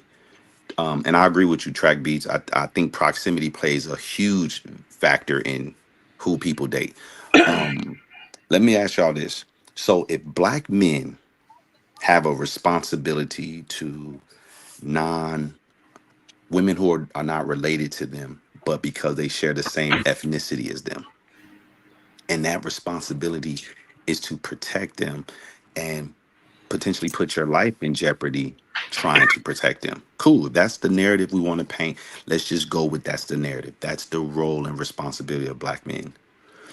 Is there a reciprocal type of role that black women play for black men who they're not with? No. I So disagree. I I'm think okay so. with double Yeah. standards though. I'm okay with Different, double standards. different, I just different want shit. to know if there is something. So Yes. Real I Dope, you say there's absolutely. not? Hell no, it's not. I think that Oh no, was that Law was who that was said it. Track Beats. That Law, was you're Law. saying that there is something? It should be, yeah. Just like No, no, I no, feel not like should be. Is Should. there something? listen. Don't direct my words. Just listen to what I'm saying. The question, being Lapeef's question, I don't think that black men hate black women, but I also think we all have a responsibility to protect those around us, regardless if it's male or female. The ways that women can protect a black man in his presence when something is going down. If I am being accosted by the police and it's black women out there, I expect every phone out. I expect y'all to be saying whatever you need to, document it, whatever way you think you can protect me in that way. Just like if any woman that's ever been around me, I see some in the comments, you know good and well, if you're around me and you're in my presence, you ain't got nothing to worry about. Plain and simple. And that's what we owe to those around us. If a woman Oh, is going to be around me in my presence, I will make sure you are safe. That's that. okay, cool, cool. I'm not. Remember, I said let's just, for the sake of argument, say that that is black men's responsibility is to protect. Mhm, So we're not even mhm. debating it right now. I'm asking if there's a reciprocal responsibility for black women, and if the all for what I heard you say is that if a black man is being assaulted by the police, a black woman should have her camera out recording it. But I'm asking about a responsibility that women have to black men. Is there a responsibility? Because that can't be the responsibility. Like your That was responsibility that's is a to. that was just that was a brief example. Here's another one. Let's say, for instance, if there are, let's say there's a scenario around me. I'm around a lot of other black women, and there's a woman like accosting me. I shouldn't be the one to have to rectify that issue, right? Women in our presence will make sure that that's good.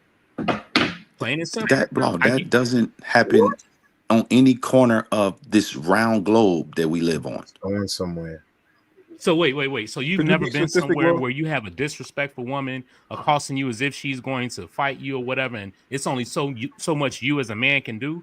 Who do you think is supposed to step into that scenario to No, no, make sure no. that you Law, good as law, a man? law. I'm not talking about what should be, because we don't debate that there's men constantly stepping in on the behalf of women, whether women want to acknowledge that or not. We know men step in all the time on behalf of women. I never see women stepping up on the behalf of men. Ever in Well, my life have I seen it. I know the women around me will. That's No, what no, no. I'm But saying. but but but Bilal, listen to what I'm asking you. Listen to what I'm asking you. I'm not asking you about your anecdotal experience, the personal relationships you have with the people in your nucleus. I'm talking about the black race in America. Is it widely known and expected for black women to do X, whatever X is, on the behalf of black men, whether it's a dangerous situation, whether it's a submissive situation? I don't care what it is. I'm not here to try to find tit for tat. I'm just trying to figure out, is there something that we expect of them to the benefit of black Yes. men? I said What is that? yes. What I No. explained. Absolutely. Yes. The We, same thing I you got to explained. pay We are here attention to to what just protect those happened. around us. He So, limited Law, it. you're saying that you expect a random black woman to get physical with another woman, another black woman, if she's treating you in a way that is unfair. And it doesn't necessarily have to be physical. A woman can But, protect you with yeah. her femininity, But let's her talk being about the able to physical part talk for to now. somebody. Listen. A woman has the ability to intervene in the situation, right? You expect so situations like that. Yes, there are women around that are going to diffuse it, to step in between it. How many times have you ever even been in a situation with a man and you see women trying to get in between it to protect you both from yourselves? No, So women, yes, women, the answer is yes, women get in, overwhelmingly yes. women get in between it because they know that most men are not going to put their hands on a woman, so they pretty much safe. If they see a big woman that's aggressive, that they think will put their hands on them, they're not going to do that. My woman's not doing that. My daughter wouldn't do that. I don't think anybody else up here would let their wife go defend some random ass nigga that's getting charged up by a big ass girl at a bar. Like, and if you would, you don't love your woman because you're not protecting her. That's an Like, anomaly to I that's make a think point. most women, that's when they step wild. in the middle That's between an two men anomaly to having an make a point. altercation, they should actually just let those two men handle that altercation. Because now you It's Right, putting an but the I'm person who you but track. What I'm saying protecting is in more you danger. see No, it happen though, right? gentlemen. I think Yeah, y'all yeah, missing the yeah. I have point I'm Yeah. seen that asking. Y'all happen. got to Hold on, warp track. fast. I was I trying to think hear y'all track. What you missing. say, bro? I think y'all Hold on, missing the Will. point Track I'm was asking talking. y'all. Hold on, track was talking though. What you were What? saying, bro? No, I was just saying, like, what was the point we was making? I kind of just lost The my point, whole the thought question I trying to was let trying you to get back ask, in there. gentlemen. Yeah, because you was getting Staying back on the to question. your question. You was basically asking, was there any like responsibilities or obligations that the brown women have to us the way that we have towards them? Yes. And I have never experienced or seen any obligations opposed from one of the females I was with getting mad at another female that may have been trying to approach me or talk to me. But The as far as obligation like of any a kind woman of is to be altercation or submissive to situation, you, not be a brawler. Hold on, Kenny. Let him finish. what was that? Yeah, go finish your point, bro. Oh, I was just saying, unless it was some kind of like scenario where the other female was trying to talk to me and my person was around at the time, I would see them stepping in that kind of situation. But as far as like going to a store and let's say like the clerk was like being rude to me or cussing me out or doing something like that, I've never had one step in. I've always had to, just I man up, wanna take care of I the want to take situation. this off of. I want to take this off of because I think you're on the right. I think we're on the same page for the most part.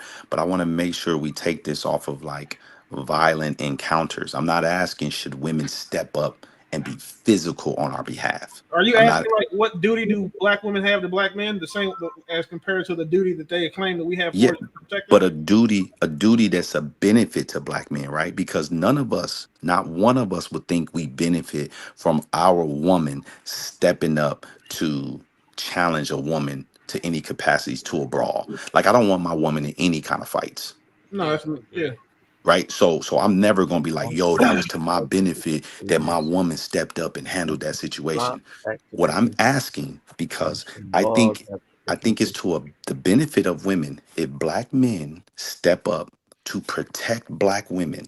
I think that is a benefit. As a black woman, I will feel like that is I'm a beneficiary of this man's sacrifice, whether he gets physically harmed or whether he gets taken off this planet because he was trying to protect me. That's a benefit to me that I have that level of protection.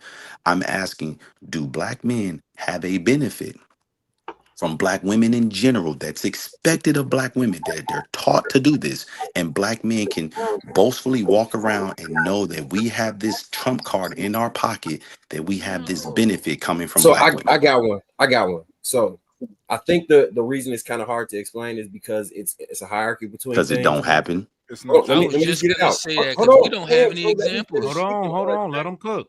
speaking. I think that the thing that my expectation for a woman to do, because when y'all said earlier, you don't want your woman getting involved, that's absolutely right. She might get in my way. I need her to step back. But what I do expect her to do Remember, is it's not your woman. protect It's the not your, kids. Marcus, it's Hold not on. your Let them cook. expectation. Let them Listen to cook. what I'm saying. Y'all are Listen to what not I'm saying. listening to my Hold on, y'all gotta question. let him finish. I gotta let him finish because y'all don't even know what he's gonna say.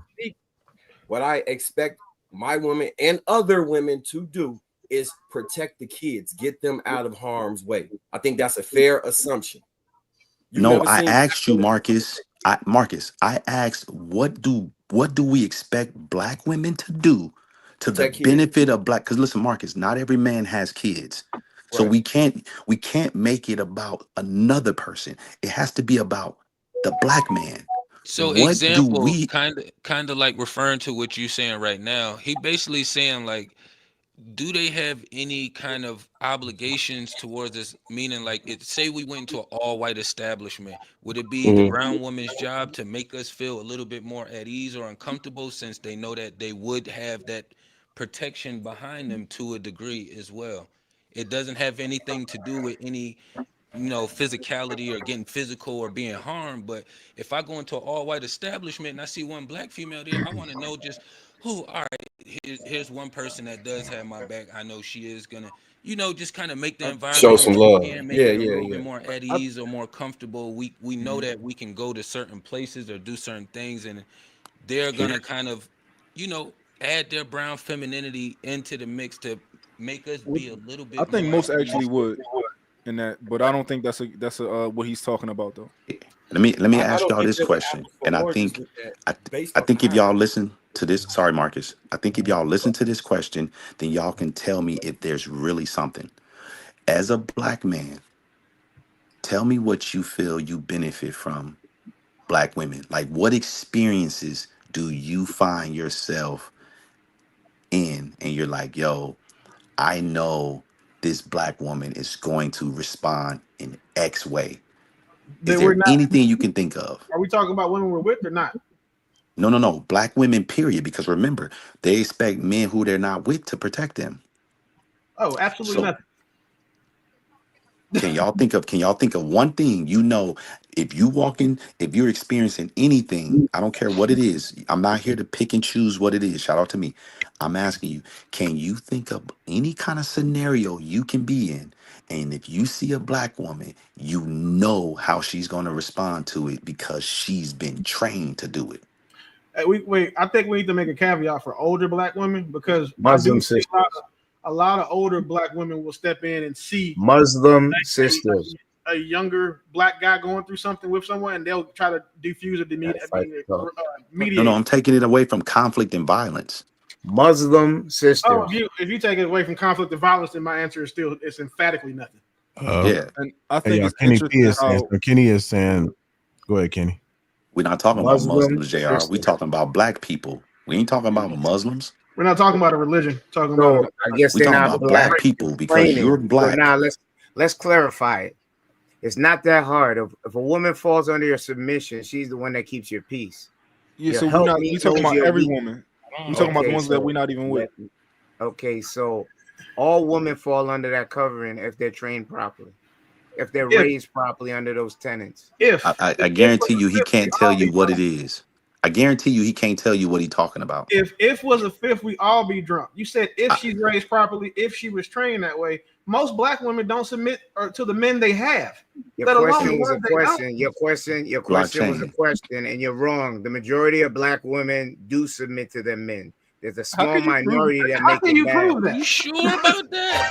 The majority of black women aren't even married. What are you talking Okay, about? so Yeah. let's use. What are you Okay, talking we can use. about? Okay, I we can wouldn't. I use the wouldn't say numbers. majority, Okay, but No, we it is can the use. majority of black Okay, women aren't so married.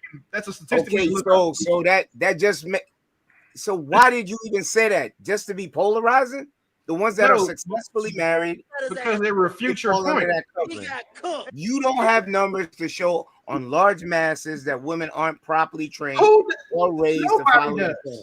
we No do. one has We can numbers to look prove that. outside and Okay, see so that they aren't wait, properly wait, trained. your whole discussion was showing the worst of us.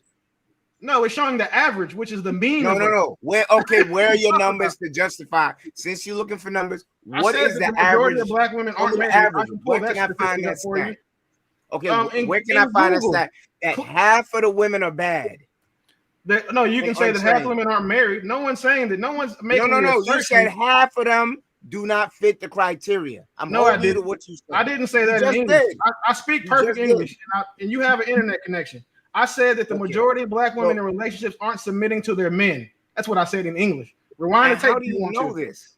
Listen to any of these panels and look at the majority of women. They get offended by the word submission. The panels is the doctrine that you follow. You can look outside. What are you talking about? Like, hey, notice. Hold on, gentlemen. Notice I'm going to try to talk because he's going. I'm not going to do that. Gentlemen, notice the claim said was that you don't adhere to the rules of chivalry. That's why I ask certain ages because I'm listening with my ear. Who raised you? My father raised me. A man is supposed to put his life on the line. I bet you a woman taught you that. His community and the women that needs to be protected. Women taught you that, right? What book says you don't pick and choose? No, my Green Beret dad, who is now deceased, taught me that. I hope you pick and choose wisely. But here's the problem, gentlemen. Here's the problem. Here's the problem. When you have men that know how to, alleged men that know how to talk a certain type of way, that's how we have this situation where we are now, where people pick and choose what battles they want to fight. That's a sucker. Now watch this, gentlemen. You have to stand for something 10 times out of 10 because we're the one that have our village with this type of talk, with the alphabet community running things. When was the last time you protected a stranger? Hold on, blockchain. Wait. A stranger. Wait. Damn, blockchain. Damn. That would be 2016. 2016. Listen. Okay. That would be 2016. Blockchain, watch this. I'm gonna put the nail in the coffin for you real easy. To answer your question, that would be 2016 when I caught a malicious wounding. It's documented. You can look up my name. I protected somebody. They got hurt real bad. Blockchain. The sad thing is, there's a lot of fellas out here that believe you're supposed to put your life on the line for women, your community, and those men can't even get a woman. They can't even get a woman to reward his sacrifice with a commitment to him. So he has to walk the earth alone. Who's committed to you? Sad. All right, so let's make sure we get back on track. Let's get back on track. No. I'm not talking about. Listen. I'm not talking about anybody in particular. What I'm saying is, so we gonna play this game tonight, JR? Let me put on the good internet. I'm not talking about anybody in particular, gentlemen. I'm telling you, it's gonna be one of those nights.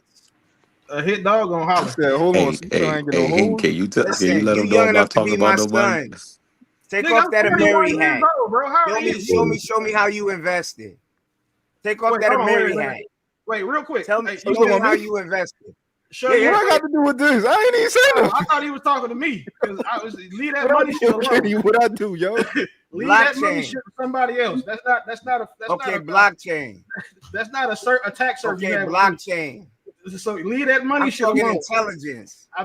We can leave that alone too. I got 3 master's degrees. We can do that too all day, baby. And you still dumb. How am I dumb because I don't agree with somebody that's dumb? And you still dumb. Kenny, you get emotional, bro. Come on. You gotta get emotional.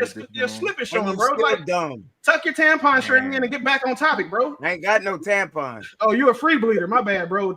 Change your pad. Either way, dog. What were you saying, Will?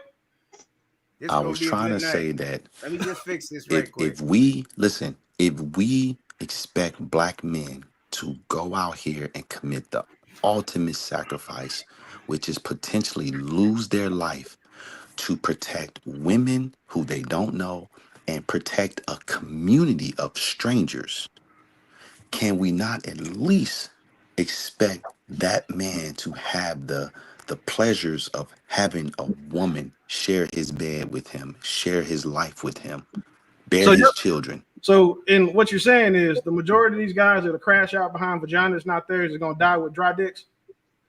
I mean, a lot of them. I won't say the majority of it. I don't Right. know if it's a majority. I mean, I get it. Like it ain't that's not complicated. I mean, I don't now again. I don't like, for example, I don't judge Marcus. I don't judge Marcus for his point. We just don't agree. But we do. I can't concede that like he would go to get his kids. So I'm cool there. But just to think that we automatically like as a father, right? I'm not telling my sons to go out there and protect all black women. I want my sons to come home. And these way these YNs act now, how am I a coward because I want my sons to come home? I'm a coward. Hey, I got next, man. Like, God damn. You might be a virgin if you raise your kids differently. It's TPA to come get them or send them back to where they came from. What's the original question, brother? Anybody that align in my family is warriors. All right. All right. What's the original question? Answer the question. All right, I'm gonna give you another question. Okay.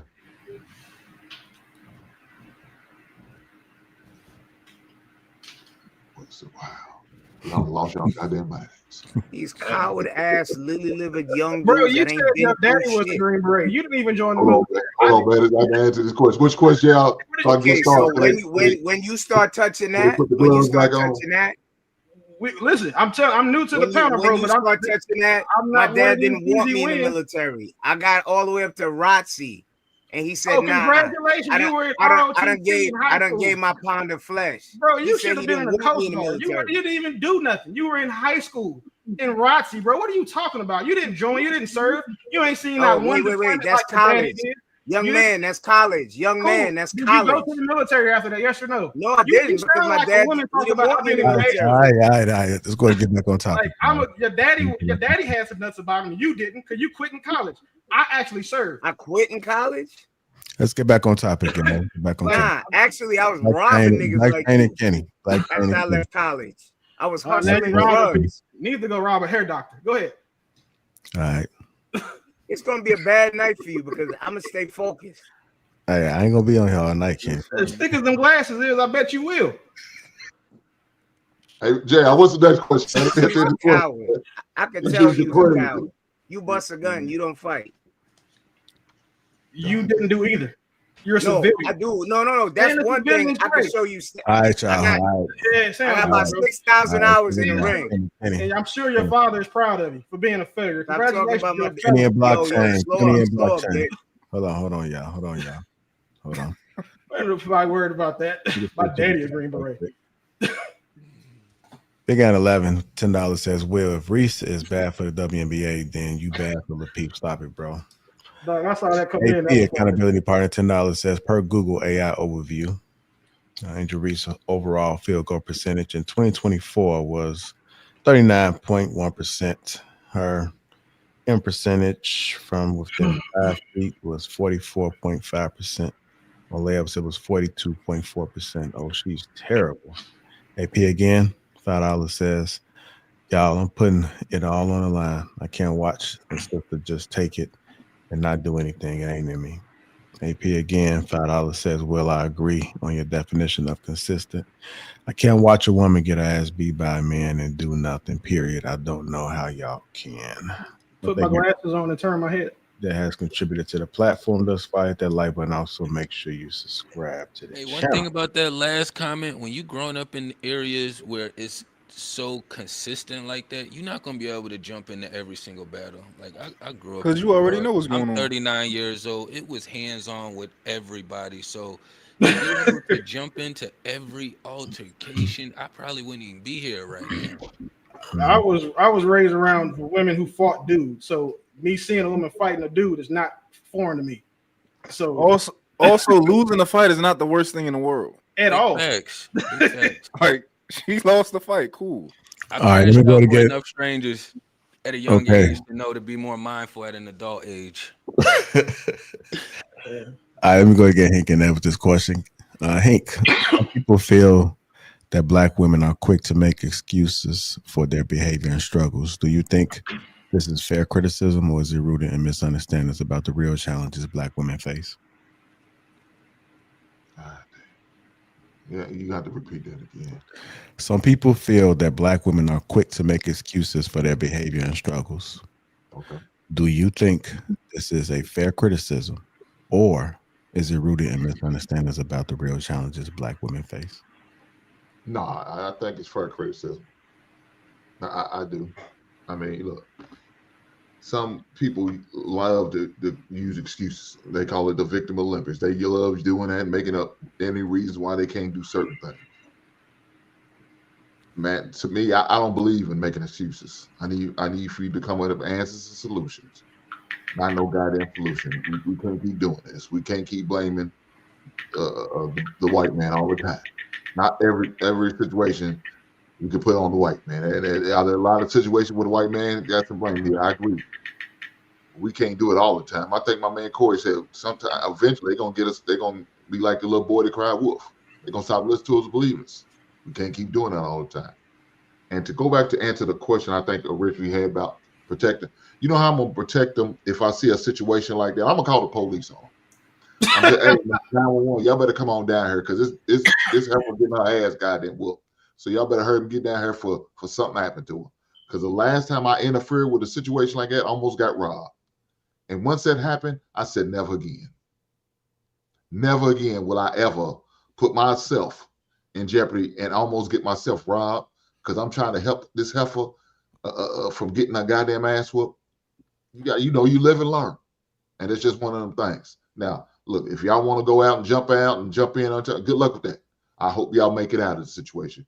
But if you ain't got my last name, or you not in my bloodline or under my family covering, then I can't do nothing for you, man, but I call the police. 911, come get them. Hank, I'm different from you, bro. I hope they meet their demise. Oh, goddamn. Because All you right, so got to check it out, understand right? something. So check it You out. gotta I got understand. something to add to that, right? What? Because look, so That's crazy. here's the thing, right? Here's the thing, right? When I say that I'll I tell make you sure later, Hank. anybody that's around me is protected, you know what I mean, in scenarios like this. You know, everybody know I got my show Facts and Law Pod show, right? 90% of my guests are female. When they come to my studio after a certain time, the front door is locked, and I have to make sure they have to actually go out through the back doors.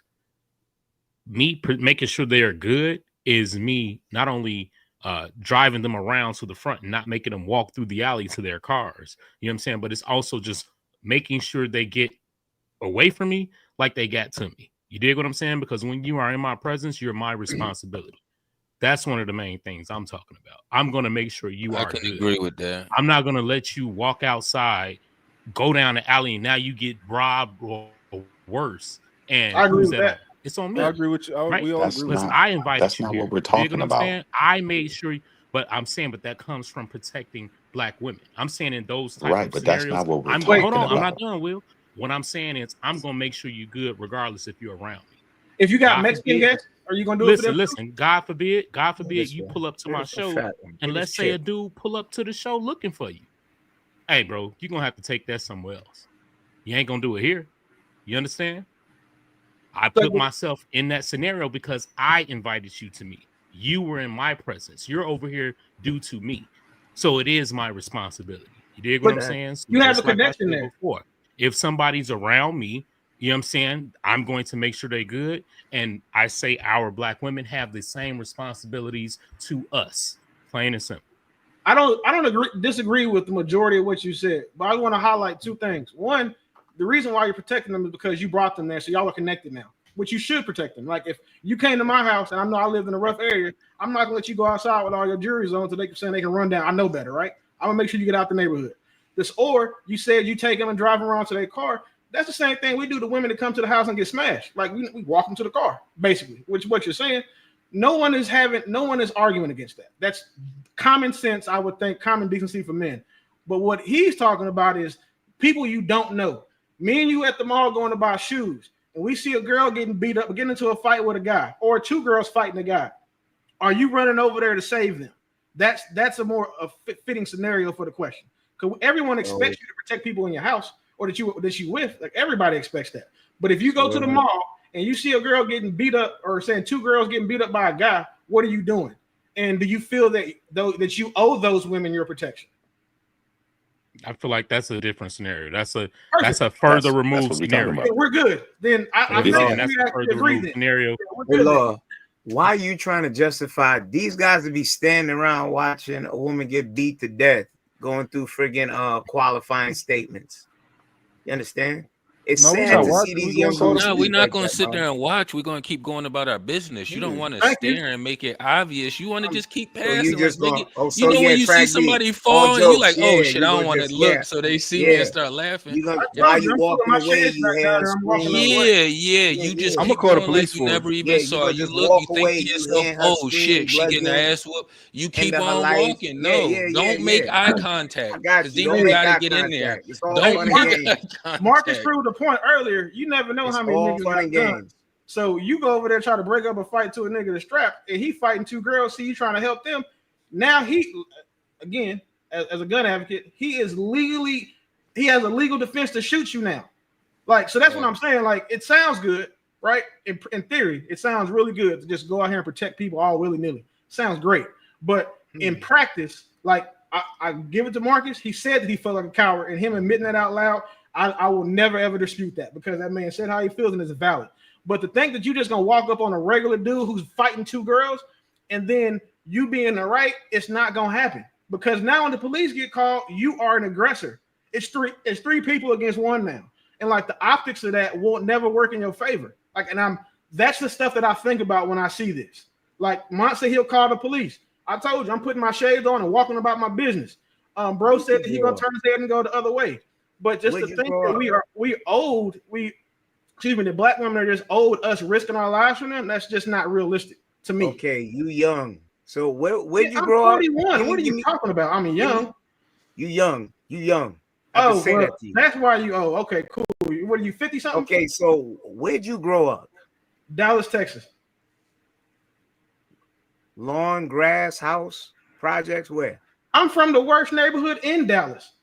So if that's the track you want to go down, cool.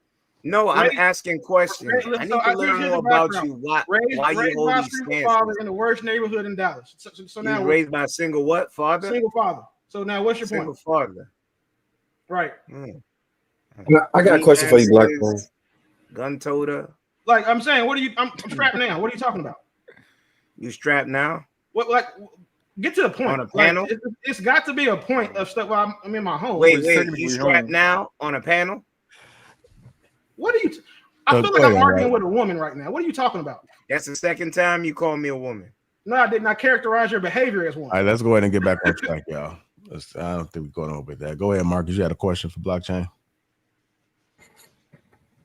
Yeah. Is it because I was thinking about when you said you was in the military. Mm-hmm.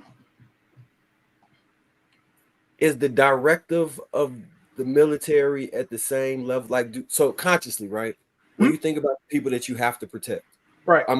I would assume that you would say, I'm protecting everybody in my squadron, up platoon or whatever. No, it is, right? everybody in uniform, not just my squadron. Everybody in uniform. You're right. Do you consider black as a uniform? No. Okay. Cause I can't take it off. That's me. It's who I am. I take my uniform off every day. Like I couldn't even come home from work in my uniform, just because of where I served and some stuff I was doing. So no, being black is not a uniform. It's a state of being. It's who I am. But to your point, in the military, so we're in the military. If we're on a recon mission doing whatever we're doing, and you get hurt, I can't come back without you, dead or alive. Because if I'm expected to lay down my life in defense of you, that's a part of the oath that I take. It's one of the general orders that we have. So this doesn't apply to civilians. Now, for example, if that girl is in the military and I know her to be in the military, I have an oath to go try to help her then. That's different. If you were in the military, say you're in the Army, I was in the Navy, and I know that she was getting jumped, it's my job to come help you fight or to try to come defuse the situation. That's non-negotiable. But But what I'm blockchain, not going to do is do that for a stranger or a civilian. but blockchain, Hmm? make Entitled sure to. they understand something.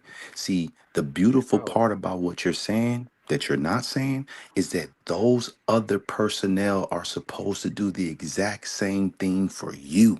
Yeah. Facts. That's what you There's call it's not a community. one-way That street. is So what you Marcus, I call got a question for community. you. I got a question for you, That Marcus. is what you call I get community.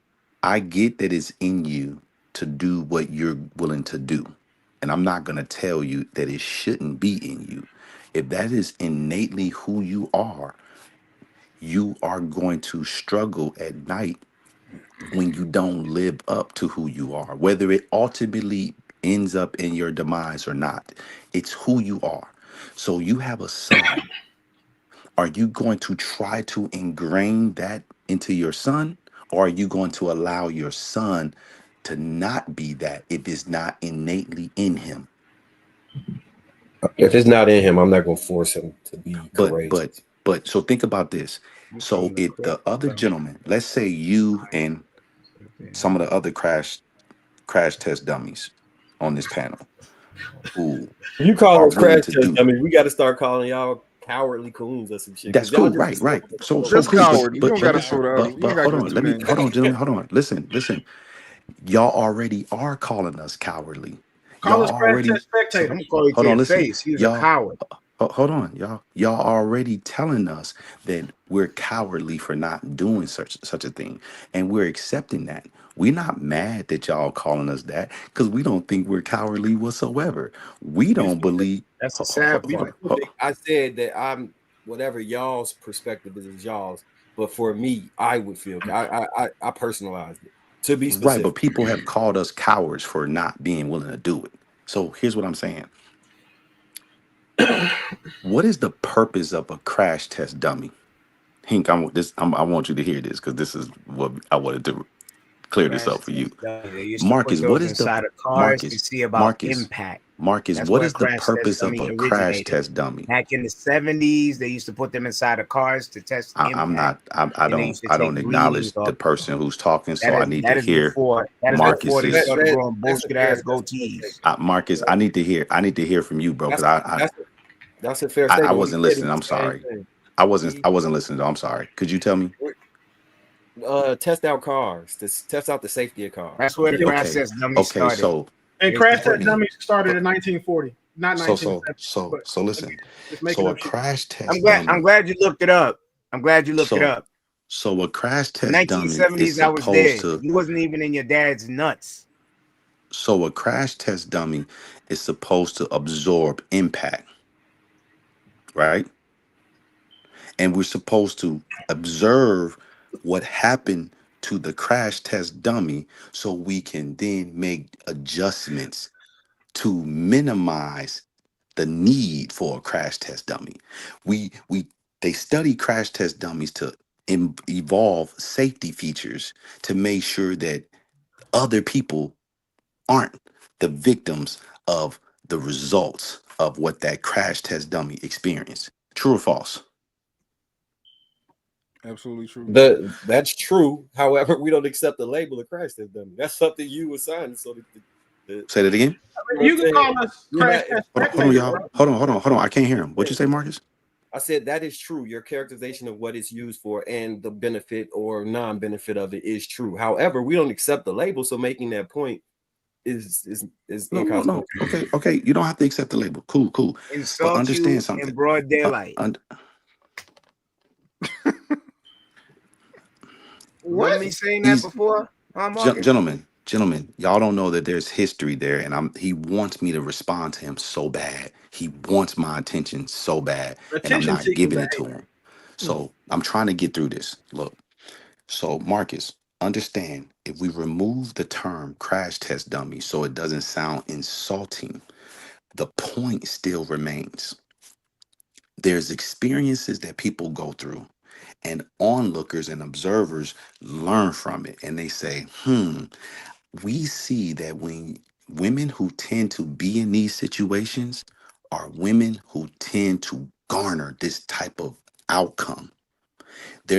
We don't typically see women who avoid conflict in these type of situations, we usually see women who are prone to be in these type of situations. So when Hink goes out there and tries to help woman A, Hink learned his lesson. Hey, I'm not gonna do that again. And then Law or Real Dope Daddy will run into that same woman, and she has yet to change her behavior. And because they don't know what Hink has experienced, they will step up to the plate, and then hopefully they learn, or they may get taken out. And if one of them was to get taken out, she's still not going to change her behavior. Then there's going to be another person who steps up. It could be Track Beats, it could be me, it could be you, whoever. Men are going to constantly keep stepping in the gap for these types of women, and their behavior will never change. So it is up to the men to recognize that this is not a situation that we should be a part of. We should encourage women, hey, get yourself a man. And then also encourage women to figure out how to de-escalate and get away from conflict, especially conflict involving men. But we don't want to promote that.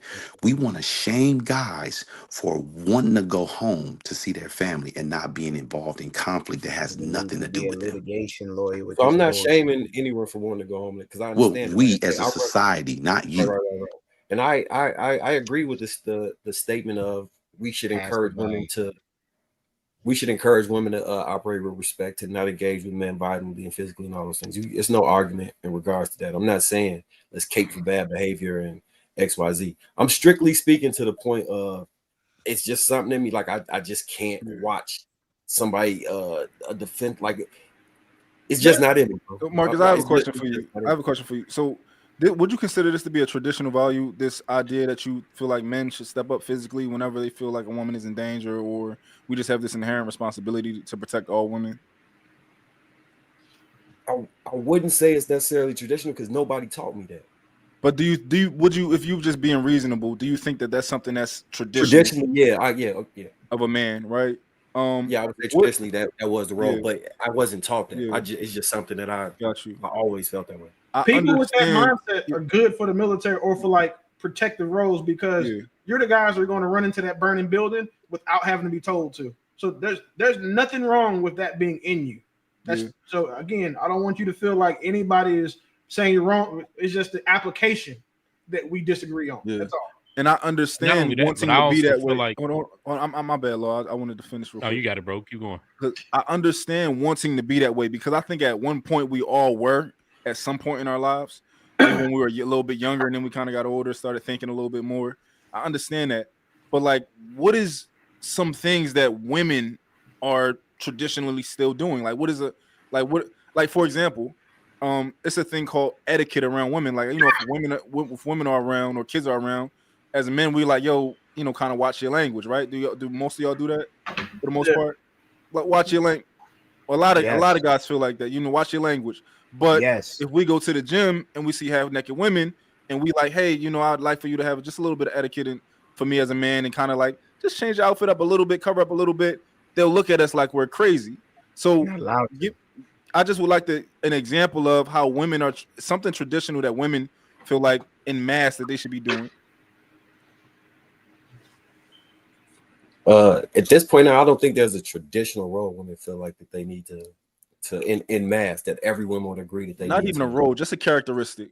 Like, what duty do women have to black men that, like, So my examples would be anecdotal, and I feel like, well, I believe you all would say that anecdotal work because I'm sure that you're not the only person, but not of your woman in particular. Like, just, you know.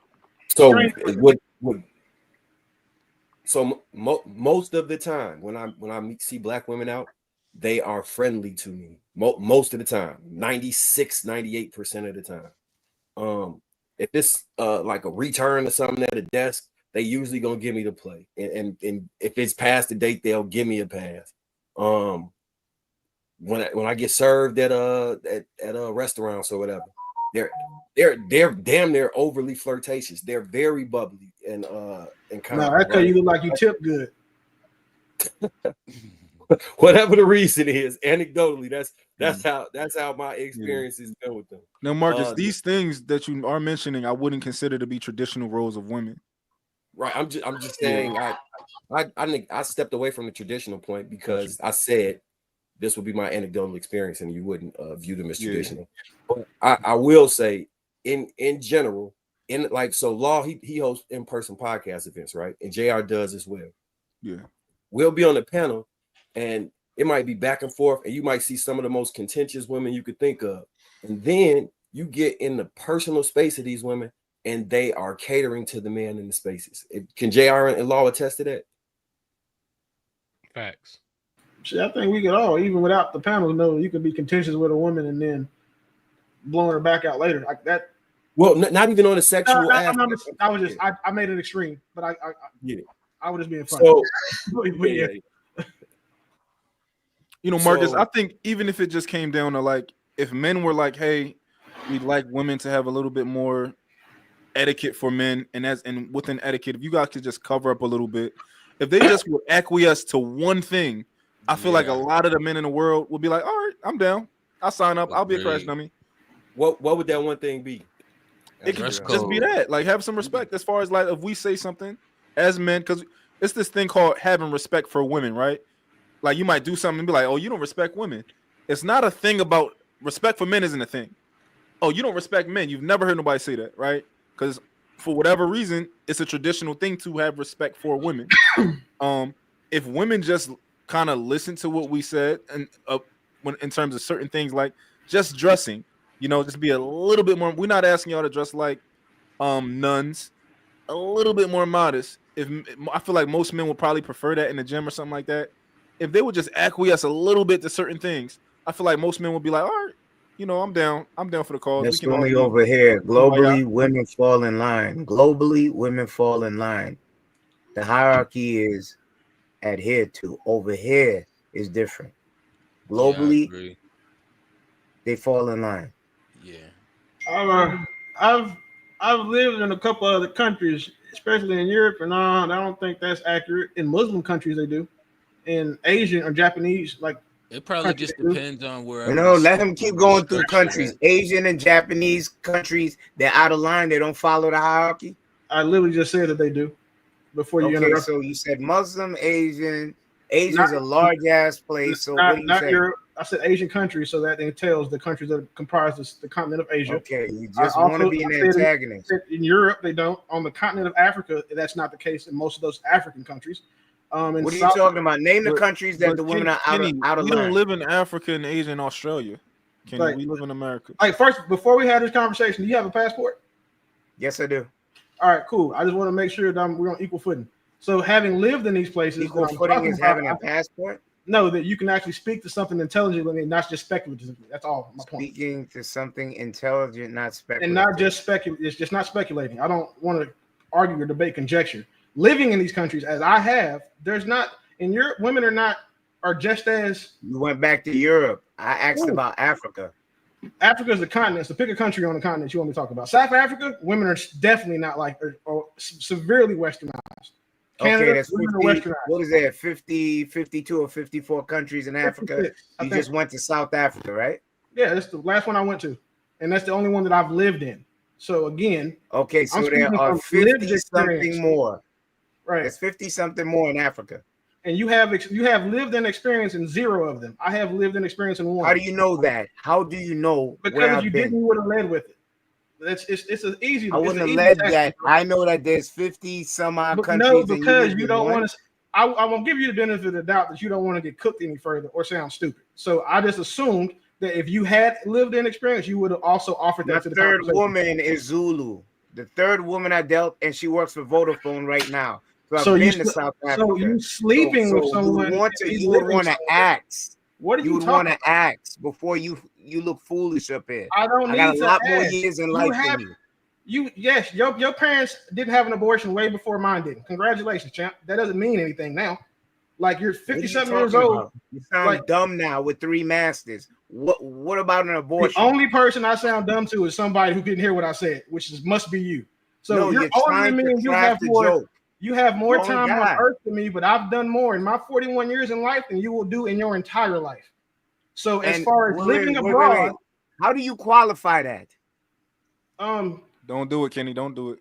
Yeah, you walking. I don't want to embarrass you, bro. It's You're my a first time on the military panel. guy. You're a military guy, yes? I'm a retired military guy. Correct. Okay, you did 20, right? So no, I didn't have to do 20. I got retired at 14. Okay, you got retired at 14. So what qualifies that you've done more in life than me that you know of? Go. Okay, my socioeconomic status, my appearance, the success that I have in life. We don't really have to go down this. He asked the question, bro. I was just gonna answer it. Like, okay, let's do it. Like the fact that we can see the IKEA furniture behind you or whatever Motel 6 you're in. Like, we can, however you want to have this conversation. That's not IKEA. Cool, Regency, whatever. The point is like, if we put us on paper, socioeconomic, military, stay on point. I've already have. If we put us on paper, I'm cooking you.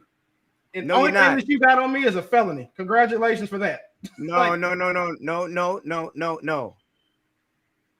You have 3 masters.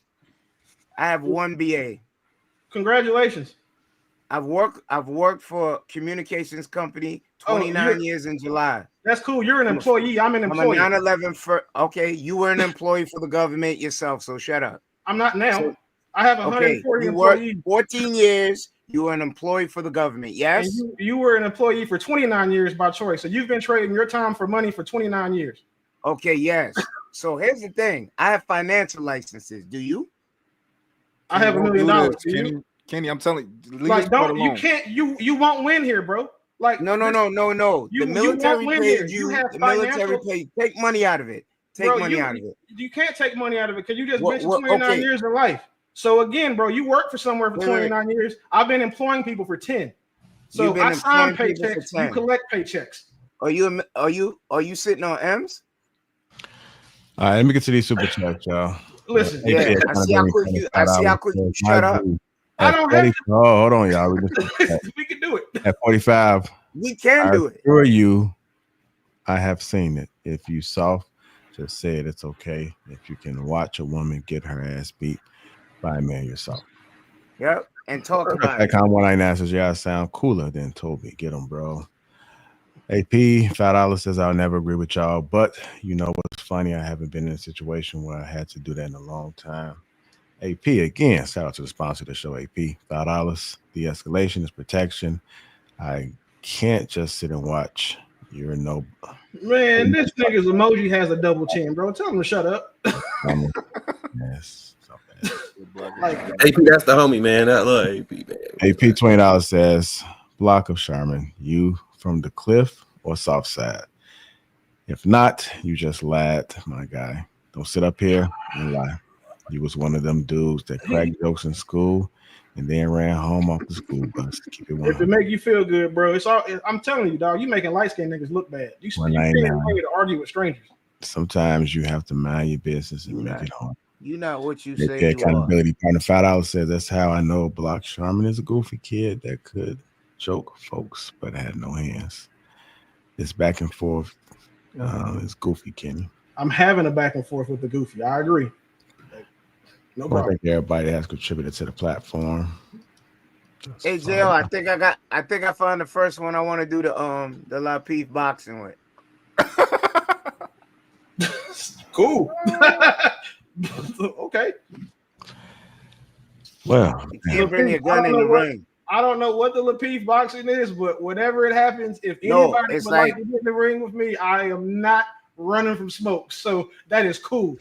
Like, your eyes are spread too far apart to want to fight. So that's cool, bro. Go ahead. Nah, you fat. I'm 6 foot 250. You're right. I'm a big dude. That's cool. You fat. What that mean?